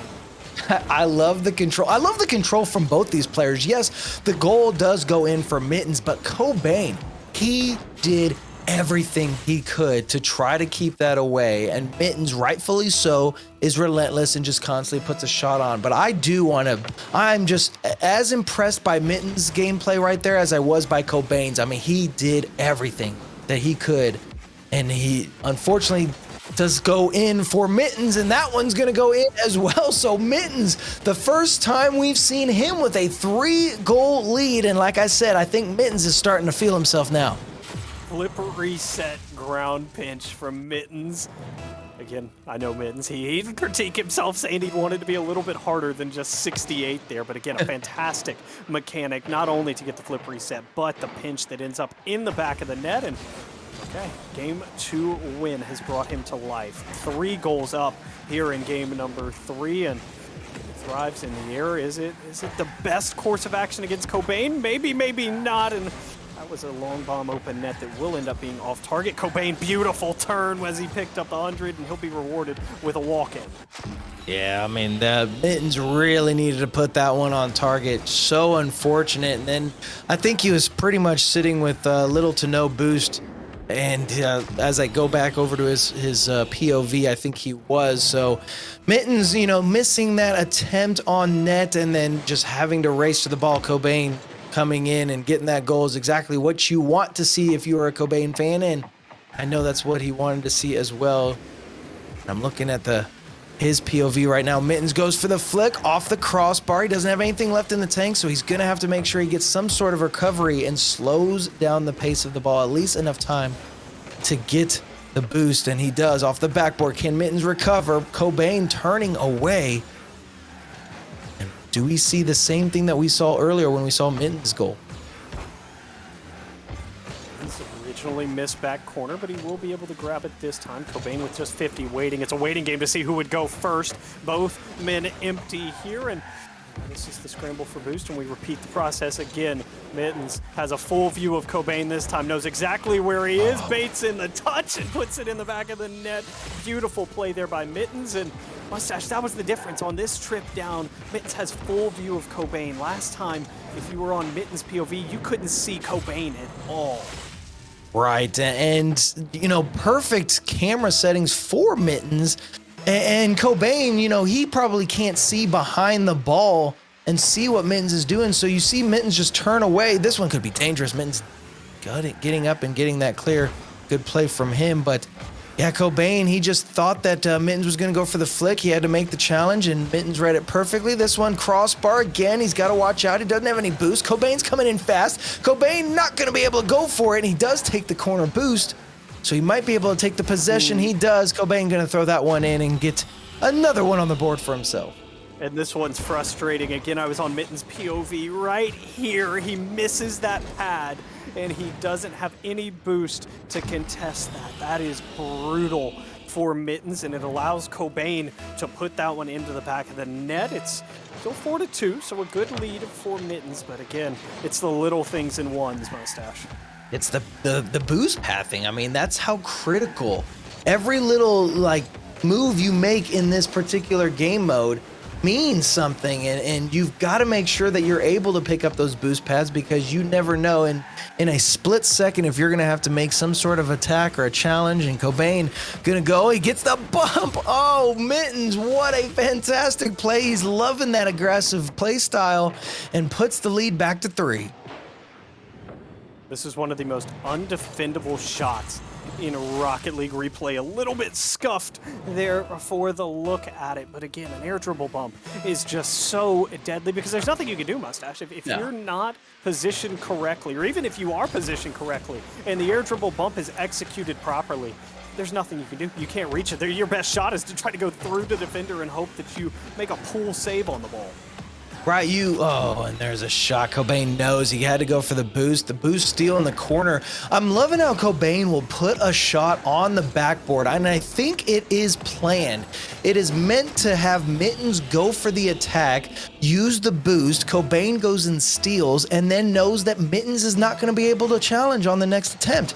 So a rightful play from Cobain. He's able to kind of draw out any boost for Mittens, and that just means that Cobain can make the play. He gets him back within 2, but Mittens is going to be able to be there. Cobain drops the shot down off the crossbar. Does he get the double touch? No. And we wait for everybody to regain themselves and see what will happen as we move down the pitch. Mittens trying to just power this one through, and he's forced it along good 10 to 12 meters, but will not see any avail to his efforts. Cobain, big flick. Cobain shot into the bottom left corner, and it's Cobain's turn to make a last-second comeback here. 55 on the clock, down by just 1. We've seen flicks from Mittens. Just guess what? Cobain can do them just as well, and he gets that nice little pop-up over. 55 seconds left. He's still 1 goal down away from Mittens, and Mittens with the kickoff advantage here might be able. He doesn't have too much boost, and Cobain, I think, picked up mid. That's not going to allow him to recover as well as he wants, so he takes it to corner. But Cobain with the quick attack, he's got to get the pinch. Cobain drops it down, though. Good recovery from him. I expected him to be a little bit too far away from the play. And Mittens is sitting with only 12 in the tank, and this one, he's got to get it cleared out, Volts. Otherwise, this could be dangerous. You don't want to see it tied up if you're a Mittens fan. Not at all. The Mittens, 0 boost here. He's going to leak out and grab mid. He went for the demo on Cobain, didn't quite find it. This one continuing to stall in the midfield. Mittens faked like he was going to punch it long. Now he will. Just 10 on the clock. Cobain's got to make a save here, and then he's going to have to score. Mittens with the game on the line. Just air dribbled it right into Cobain. This one might make its way in front. Mittens trying to get in the way. He will. And we still have time. It's an awkward situation. Mittens trying to drop it down. Cobain wants to keep it up, and instead, Mittens will see it to the ground in his own box. It's 5-4, the final score. Oh my goodness.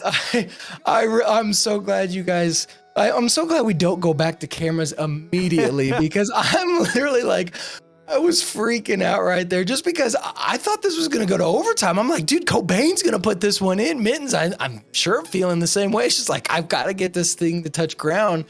And it finally does. Mittens able to take the win. He's now 1 game away from taking the series in a 4-game potential fashion. Otherwise, Cobain going to try and send us to that game 5. Man, I mean, it is neck and neck every single time. I don't know. This could go 5. I didn't expect it before the series started. Now, seeing what I know now, oh my goodness, Volts. I don't know if either of these players, I'm glad they have the fortitude, the mental fortitude to play this, because there's no way I'd be gone a long time ago. This is such a good series, too. So even across the board. And now it's Mittens on to series point, while Cobain needs this game 4 win to force us to an elusive game number 5. So here we go, back down to the pitch one more time. Mittens has dominated the kickoff advantage, except in game number 3. So maybe trending positively in the direction of Cobain, and we'll see if he can use that to propel himself to a game 4 win. Only time will tell, and it's a Cobain kickoff win to start game number 4. And it was it was Mittens with the first goal in game number 3. Cobain, first goal in game number 1 and 2. Cobain gets the double touch right off the crossbar. I think Mittens, when he saw crossbar, figured he had the time. Cobain says, no, not today. Wow. What a double from Cobain. I mean, again, the second little touch there after he used his flip was just brilliant. Another stalled kickoff coming out from Mittens. Doesn't quite go the way he wants it to. He's able to pick up the midfield boost, and he's just going to take it all the way to the other side. But Cobain is able to pick up some boost as well, and I bet Mittens is going to want that demo, and he finally gets it there, but little too late, unfortunately. He's just going to have to take control, regain, see what he can do, try to draw Cobain out on another challenge. This one going to go favorably, and it does. He didn't have any boost left, but Mittens still able to get the tying goal. Fantastic shot from Mittens there, and again, it's the 50, just using his car to direct which angle it goes at. He lets Cobain smash it off of his hood and ends up right in that orange box. So 1-1 here. 45 seconds played so far, and what a surprise, Mustache. It's a close game yet again, which, again, we've seen 3 close games. I expect this one to go no different. Oh, and the flick, not quite exactly what Cobain wanted. Tries to go, and he gets a little pop-up, able to recover Mittens. Fantastic play, that catch off that sidewall. What a thrilling one as well, but golly, that little bit just to get it above Cobain. Couldn't ask for anything better. Mittens up by 1. Brilliant touch there from Mittens. Well-earned lead now as kickoff's back in his favor here, and to the air we go. Flip reset. Double potentially. I don't think he got it, but it's a great 50. 12 to work with on the Doomsday, and he popped it a little bit too high, and Cobain will also force that one high over the bar here. Both players gonna grab hundreds, and we'll do it again. Mittens straight up, flip reset. He actually didn't get, oh yes he did, used it as a wave dash for the shot, but Cobain again standing tall. Mittens will walk it back so he can grab boost, Mustache, and we'll go for the trifecta here. Yeah, Mittens gonna try one more time. Cobain actually giving him out the ball, but Cobain gonna put the shot on. Mittens, I thought, would have left that one alone, tried to come back for the catch down on the ground. Instead, he tries to race out, and there's just no way Cobain had more momentum to get to that ball. And Cobain able to put the tying goal in. This one, Volts, we're going to go down to the final seconds. I'd love to see this one go to overtime just because it's so much on the line. I would as well. That's a great challenge from Mittens. Doesn't have the boost to capitalize on the good 50, but it's Cobain hunting a lead here. Mittens off ceiling is just going to come straight down and 50 that one. He'll be erased for his troubles. I was kind of with Cobain. I was trying to figure out where Mittens was. Oh my God, he's on the ceiling again. Mittens down. He gets a piece of this one as well, and mix up the defense. The mind game's coming through. This one turned aside. Mittens is feeling it. Big demo what a there. demo. He is on something right now. He's come not once, but twice coming off of the ceilings, just spiking straight down. I think Cobain got to be able to see him, so Cobain's got to be thinking, okay, there's no way Mittens is able to get to the ball. I've got the time. Regardless, Mittens is able to get there. And just a fantastic play. Unfortunately, this one might not go the way. No, Mittens able to get the clear. And, Cobain's gonna, I would assume, get a little tilted by those attempts just because, Mittens is throwing some plays out there that you wouldn't think when this game is so close like that. Wanted the flip reset on defense here, and he just handed it to Cobain. I mean, you could definitely tell that Mittens' confidence right now is through the roof, and maybe Cobain's not where it needs to be. But an equalized scoreline nonetheless. 2:22 left on the clock, 3-3 tied up. Mittens gonna have to go for the corner boost. Cobain is there, not gonna be able to put that shot on. Mittens having to throw himself at the ball. He's not going to try to race to that attack that time, but he's going to have to recover quickly.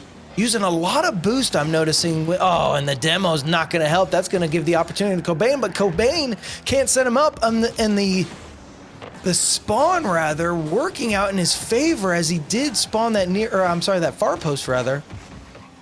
And he's just a lot of a stalemate so far. Neither player able to really capitalize on any situation, but as I say that, Cobain able to put the shot on, and Mittens able to get the clear. Still tied up with 1:30 left. No clue how Mittens got back to that. That's crossbar down and out for Cobain. That's a frustrating one, as now Mittens has to use everything in his tank. He'll pop it over, but Cobain had all the boost in the world. Has another shot opportunity, but it's a big pop high, and Mittens will burn almost all of his tank to get to that one. Just 22 to play with here in the corner. He will force Cobain back to his own end, and now it's Cobain who doesn't want to give up the possession. Oh, and Cobain's just going for the boost steal, but the boost steal may not work out, and it does not fall in. How does that not go post in? It happens to all of us all the time, and then Cobain will capitalize for a potential go-ahead goal. We've got 52 seconds left. This game has had a little bit of everything. Mittens knew this one was in the back of the net for Cobain after the 50 went so high and far back down to the blue end.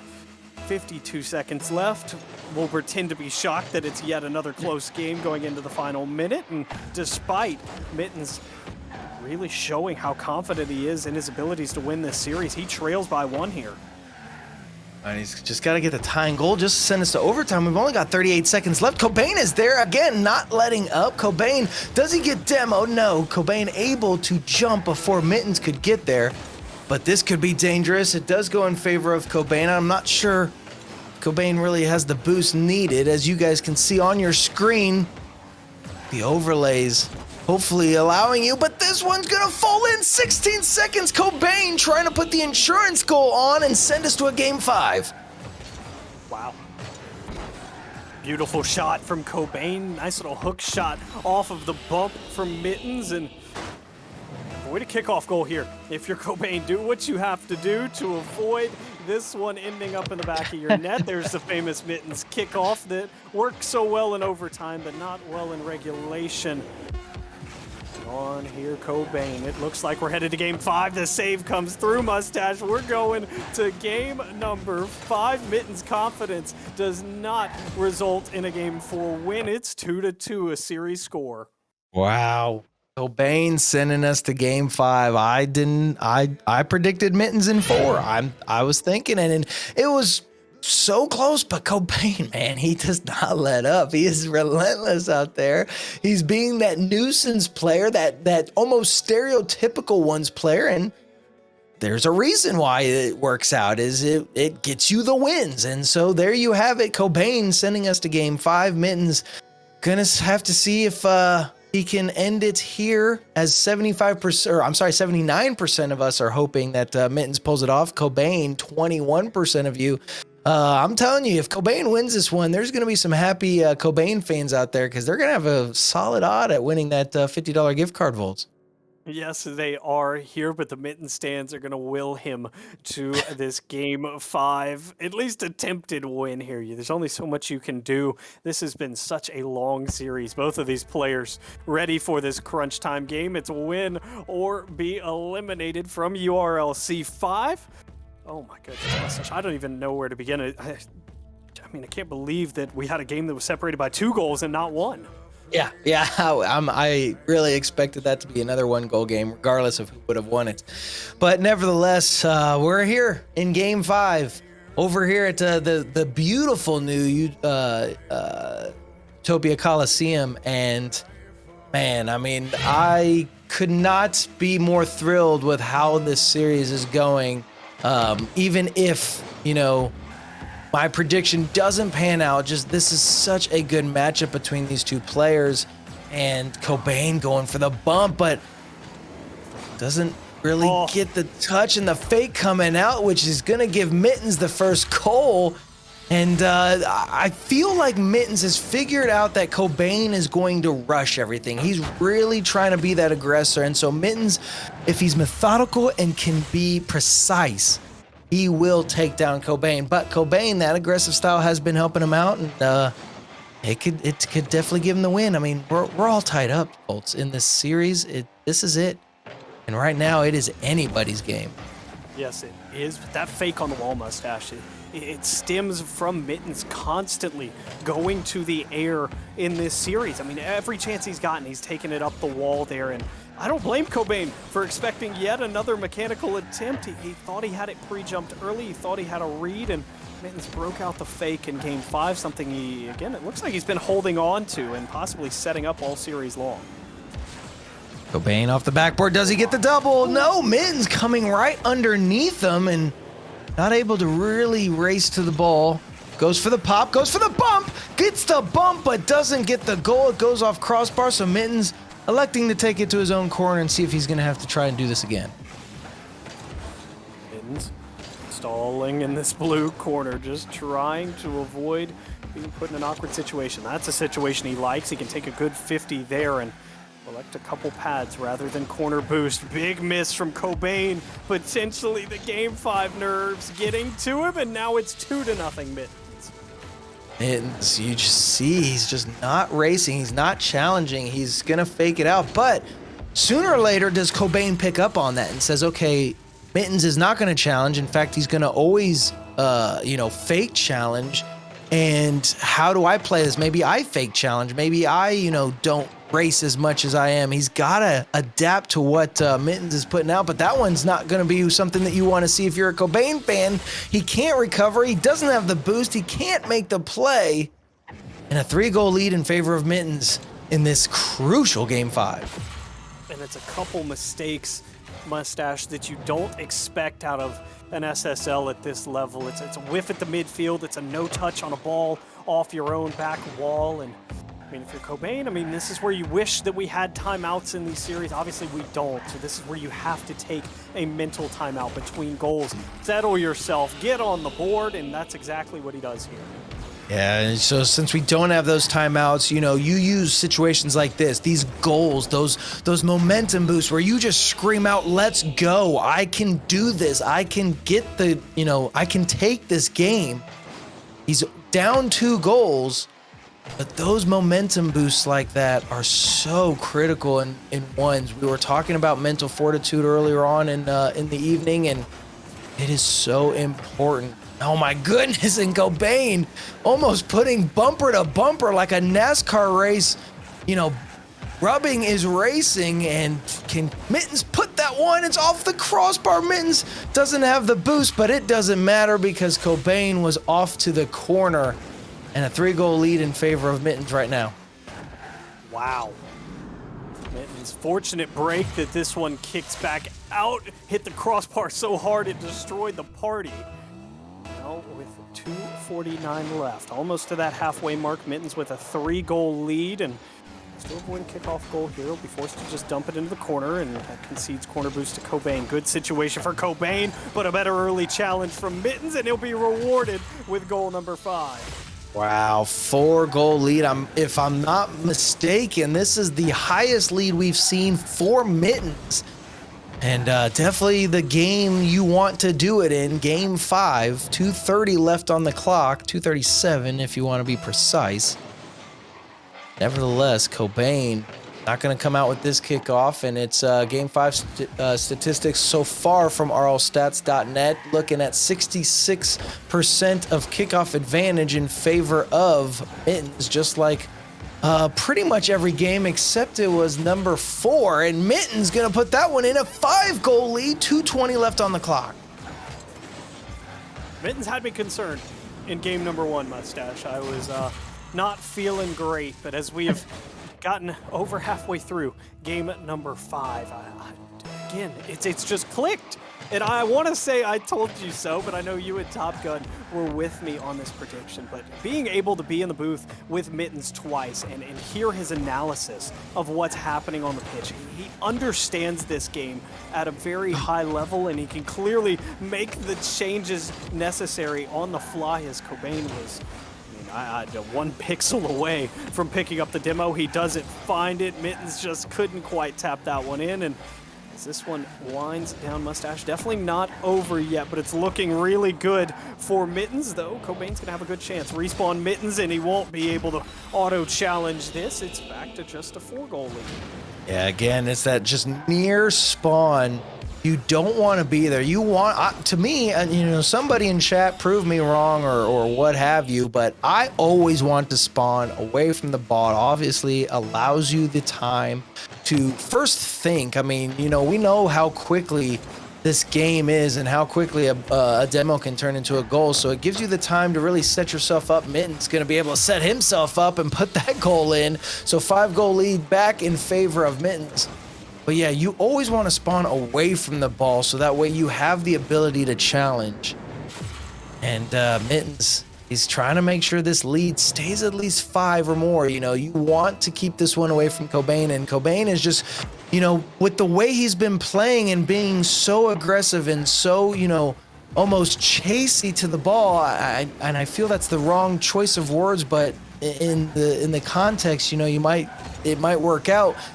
Cobain's almost going to rush every single attack now, and that's going to work even more in Mitten's favor.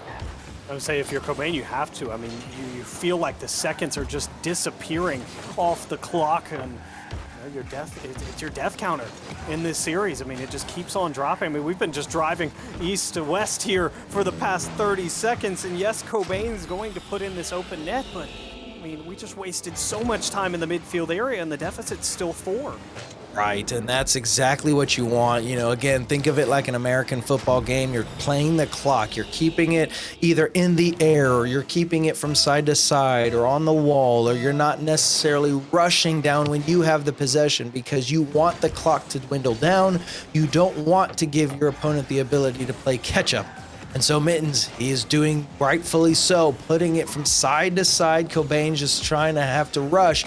And even if Cobain is able to get the goals needed, it's taken about 15 to 20 seconds every single time. He's not going to have enough time to get the 4 needed.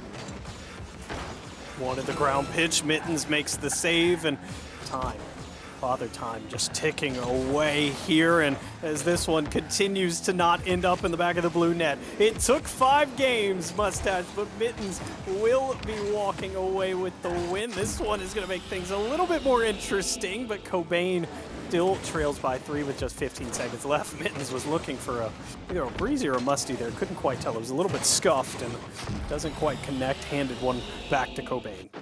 I do say 15 seconds, 3 goals, it is definitely possible. But you're right, as Mittens keeps playing this the way he has, and if he's able to just either keep it on, you know, Cobain's side, and now I think we're starting to get to the point where Cobain just cannot do it. So game number 5 gonna go in favor of Mittens. Oh, what a save. I'm not gonna lie, it didn't matter, but GG's to both. Mittens taking game 5 in the best of 5 series, and what a matchup between these two.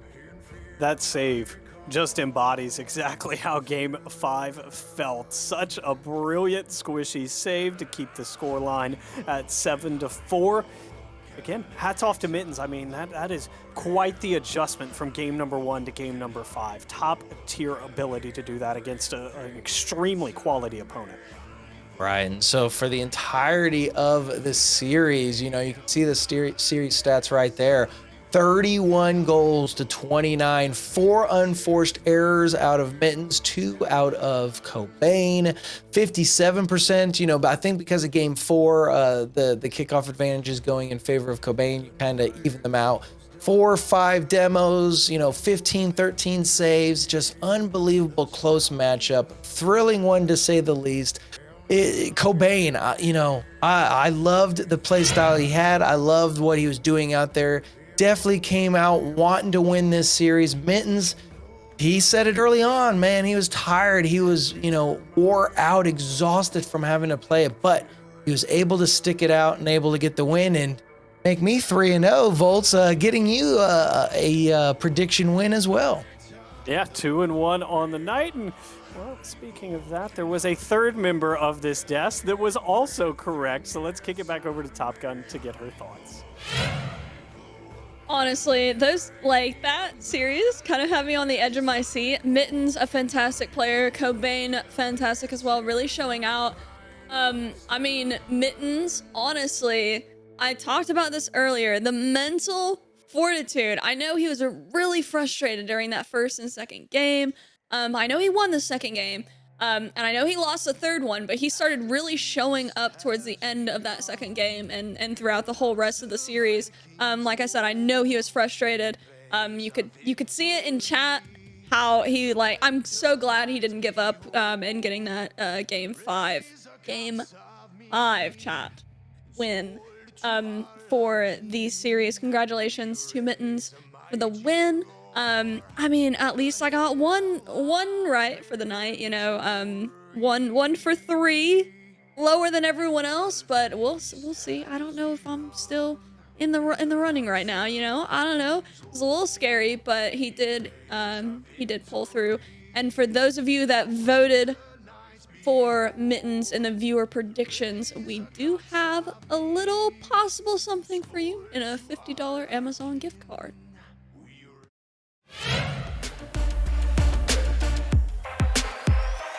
Here is Dynamic D's prize winner.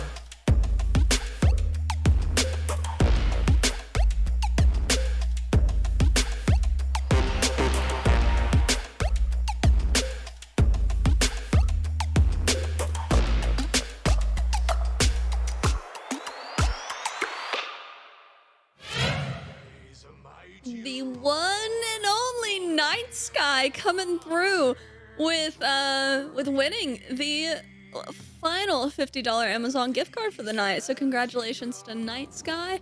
You know, you guys, once again, it was a fantastic, really great series.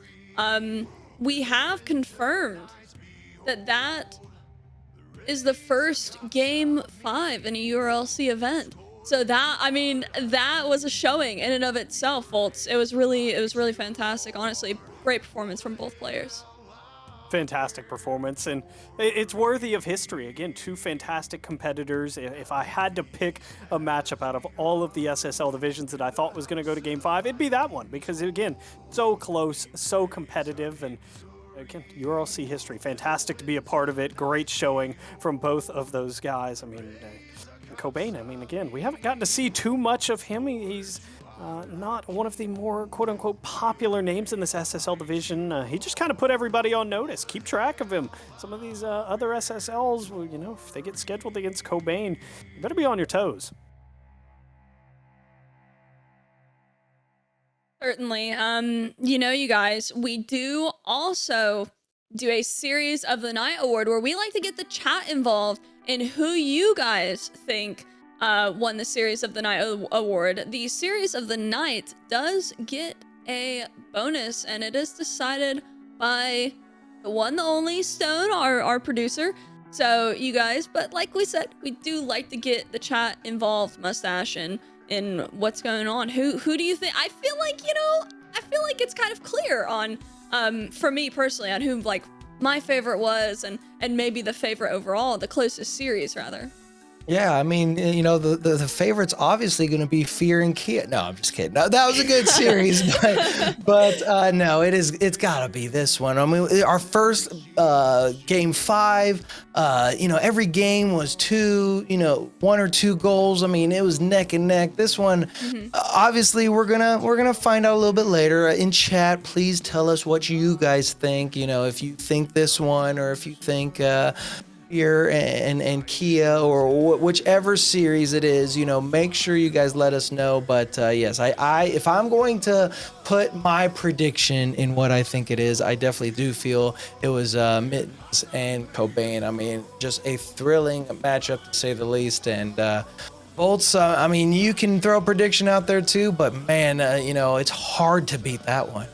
I was gonna say, I'm on the same page as you guys, and no point in beating a dead horse here. That was a fantastic series. URLC history, and Top Gun is event number 5 comes to an end. We do have something to look forward to. It's URLC 6, and we've got a little bit of information about that card.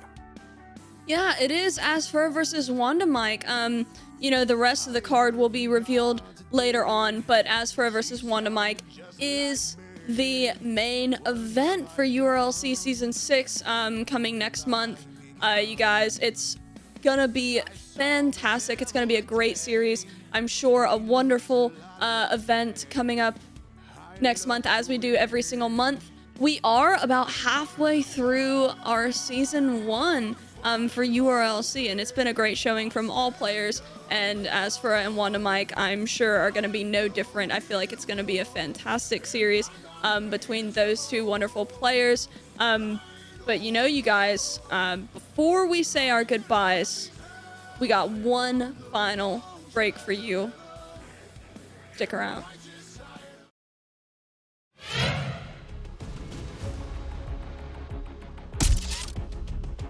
Good luck. I'm probably gonna flip reset on you. So now Sharif, trying to get the dribble, goes from ground to air. He doesn't need to. Tristan able to come out with the squishy save. I thought Sharif was going to be able to get the bump. I've been preparing for this, so Tristan he does not stand a chance. From behind, wanted to just knock him into his own net instead of the ball. Oh my goodness! That man is a threes player at heart. 67 to work with over Sharif. Double incoming, but Tristan can't find the angle. He just has no business challenging me to a ones match. Like, Sharif coming out with the great defense and gets the breakaway, but not able to regain the control. He's going to try and come off of the ceiling. Goes for the dunk and solidifies it. The 2-goal lead back for Sharif. You can bring Tristan. You can bring Wanda Mike. You can bring any mechanical player that you want to. Sharif just not going to give him any space. Sharif just going to put his lead back to 2, and that might just be it. This is my arena.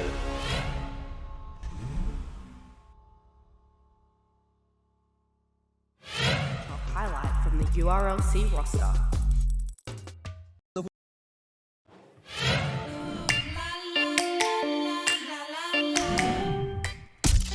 Hello, my name is Danikins, and I am going to be typing this phrase right here on the camcorder after some practice, and here we go. I'm a very slow typer most of the time. I choose to hunt and peck, as they say. It's just a little bit faster for me personally. So I definitely think camcorder is something that I'd be interested in at least giving a shot. Hello. I'm Danikins. The camcorder presents an opportunity to type faster than you could on any keyboard. And this is how, oh my gosh, how fast I... So then we see this camcorder device where it's, almost like a stenographer's typewriter where you're able to use, just a small amount of buttons to do numerous amount of things. Using a camcorder.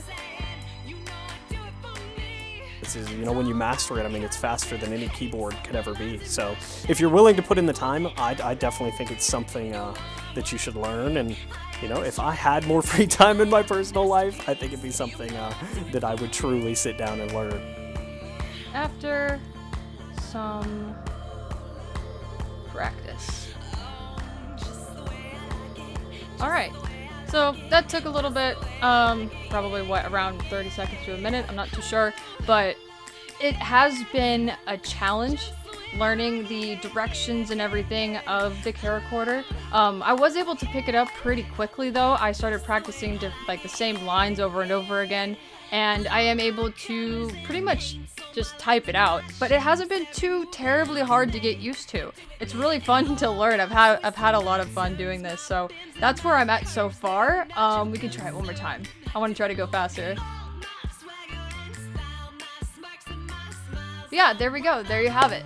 That's how fast I'm able to type this with just a little bit of practice. And I haven't even learned how to actually chord it yet. So I could be typing words with one press, you know what I mean? So I can't wait to start learning that too. And yeah, I'm really excited to see where I can go with this and how fast I'm able to type once I get used to it and learn how to chord it. So yeah, thank you for watching. Type at the speed of thought with camcorder.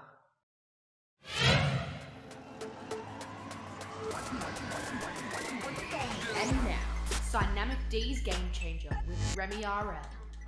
This was an insane series between Mittens and Cobain going to Game 5. I think we can all agree that this might be the series of the night, but let's just watch how Mittens was tilted in Game 1, Game 2, and game 3, and then he comes out in game 4, and what's he do? He's coming off the ceiling twice, going for these ridiculous, like, look at how crazy that was. Going for these ridiculous saves, building up confidence, and then sinking a goal to go ahead here.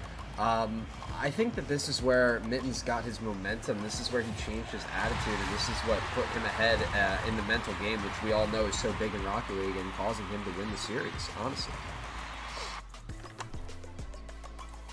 And that was Dynamic D's Game Changer.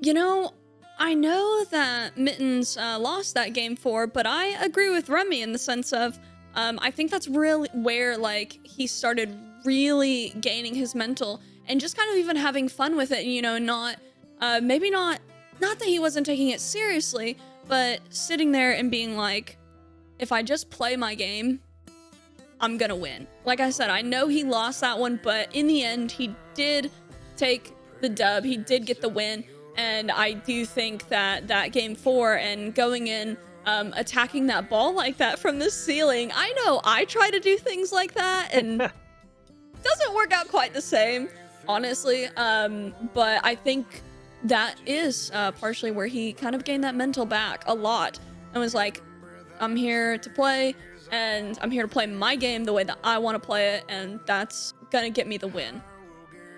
So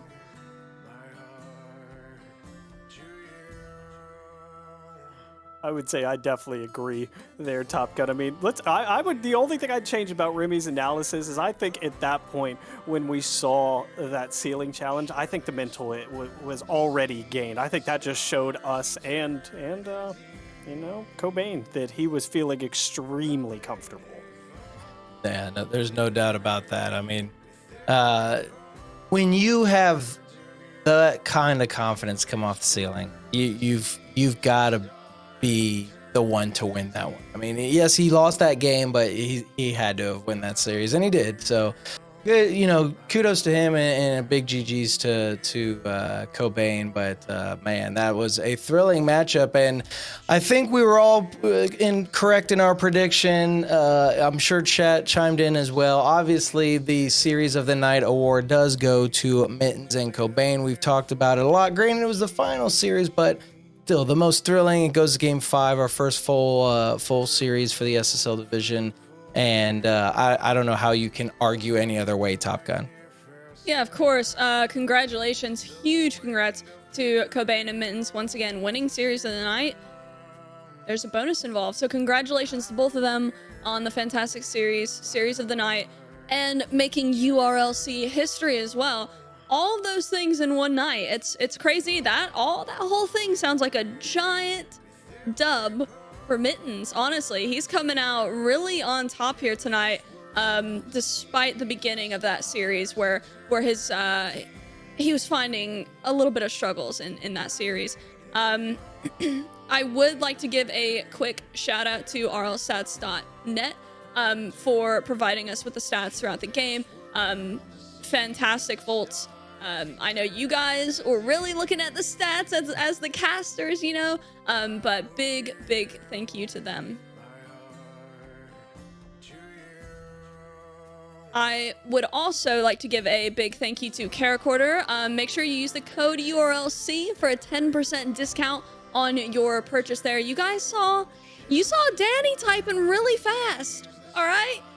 Don't pay attention to the fast forward.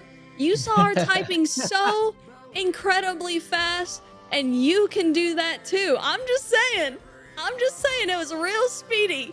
It was super speedy. And you know, we have so many thanks to give tonight, you know. Once again, congratulations on the TikTok highlight for Asphira. Congratulations on the Series of the Night. You guys, once again, don't forget RL Stats and Caracorder. And there is another thank you that we have to give, and I'm gonna throw it to the band man over here, Volts. Yeah, we want to talk about the band. A huge thank you to Peyton Parrish for all of his music. Again, you saw his music videos throughout the night, the theme song provided by him as well. You can find him at Peyton Parrish on everything. He's done a fantastic job of branding himself. Again, Spotify, Apple Music, YouTube, definitely the places to listen to his covers and all the brilliant work he does. And then his TikTok is where you really get to see his personality and some of the side of what he does, outside of music, more of the content creation. So make sure you drop a follow to him. He's pretty active on Twitter as well, been retweeting all of our stuff. So if you want to tag him, follow him, let him know that you heard his music or you're coming from the URLC, that would be awesome. But Top Gun, that about wraps up our thank yous. And Mustache, I think this is the point where you and I say goodbye. Yes, as always, it is a pleasure. I love being a part of the URLC. We're, URLC number 5 under getting ready to wrap up. Don't forget number 6. It's going to be, Asphir and Wonder Mike. So you definitely don't want to miss that one. I'm so excited. Definitely want to make sure you tune in. It's about every month. We do this every month. So make sure you guys hit that follow, hit the Discord, do anything that is URLC. Follow on Twitter. Make sure you're hitting up the socials so that you can find out when the next event is, what the next card is, all of that other stuff. And guys, it's always a pleasure, and I can't wait for the next events. It has indeed been a pleasure here at the URLC. It's always fun to share the booth with Mustache and Top Gun as well. A fantastic night. A big thank you to all of the production that goes in behind the scenes. Stone for making all of this happen. His entire team, there's so many, I can't sit here and name them all, but again, all the work that goes into making this production so clean, such a top level. Again, you guys don't get as much credit for this as you deserve, so a big thank you to you guys, and of course to my co-staff here for making tonight incredible. And Top Gun, take us home. All right, you guys, URLC 6 coming next month for sure, as always. You guys, there's also Worlds coming up, and I know that, I believe that Fultz is going, and I'm going as well. So we will both be there if you're interested in meeting either one of us. Literally, I'm sure Fultz is just fine with literally just walking up and saying hello and stuff like that. Yeah. I know that I love meeting new people. I love hanging out with the Rocket League community. I will be there for a whole week. All right, I'm going in the Monday before the main event, and I will be leaving the following Monday. So I will be there for a whole week. So if you see me and you want to say hi, please make sure that you do. I'm sure Mustache, Fultz, your socials, shout your out. Go ahead, Volts. I'll a little finish bit. it up. I would say you can follow me on Twitter and Volts on Twitch. Top Gun is correct. I'll be at Worlds, same time frame as her. I would love to meet you guys, say hi, take pictures, whatever. But follow me on Twitter, Volts on Twitch. That's the best place to keep up with me and what I'm doing. You can see all the shenanigans as well. So, Mustache. All right. Sadly enough, I will not be at Worlds. I had a couple other prior engagements that are around the same time, and therefore I couldn't take all the time off. Otherwise, I'd lose my job, and I needed to kind of survive. So, anyways, I will not be able to make it to Worlds. I did make it out to LA when we were out there for LAN, but yes. Regardless, I hope you guys have a blast. Make sure you guys go find those two and take pictures with them. It's always a blast to meet all of you guys who would want to meet any of us anyways. And then, of course, you can follow me on any of the socials. It's The Mustache TV. Follow me everywhere, Twitch, Twitter, Reddit, everything. So, guys, again, thank you so much. Again, thank you to the production and Top Gun.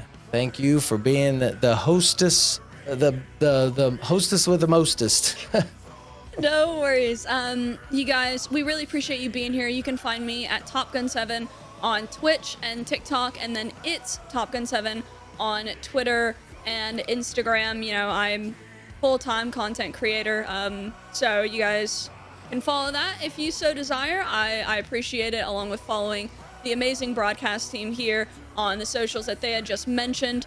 I would like to shout out once again Peyton Parrish, Kara Corder, RL Stats, the production team, everybody that helps make this come together. The contestants, congratulations on your wins tonight. Series of the Night Award, TikTok highlight. We appreciate all of you guys coming through and supporting your favorite content creators, your favorite broadcast team, broadcast members. Remy with the analysis as always. We really appreciate every single one of you, and we look forward to URLC 6 next month. Thank you guys.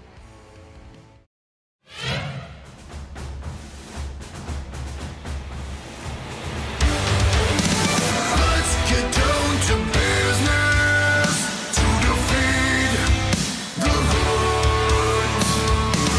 Did they send me daughters when I asked for sons?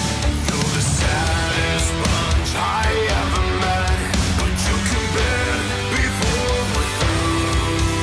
Mr. I'll make a man out of you.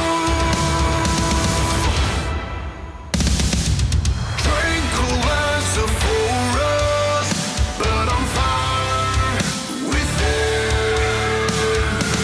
Once you find your sinner, you are sure to win. You're a spineless, pale, pathetic lot, yet you haven't got a clue. Somehow I'll make a man out of you. I'm never gonna catch my breath. Say goodbye to those who know me. And boys I pull in school for good and care. This guy's got him scared to death. Hope he doesn't see right through me. Now I really wish that I knew how to swim. You must be swift as a coursing river, with all the force of a great typhoon, with all the strength of a raging fire, mysterious as the north side of the moon. Time is racing toward us, to the ones who reign. Heed my every order, and you might survive. You're intended for the rage of war, so pick up, go home, you through. How could I make a man out of you?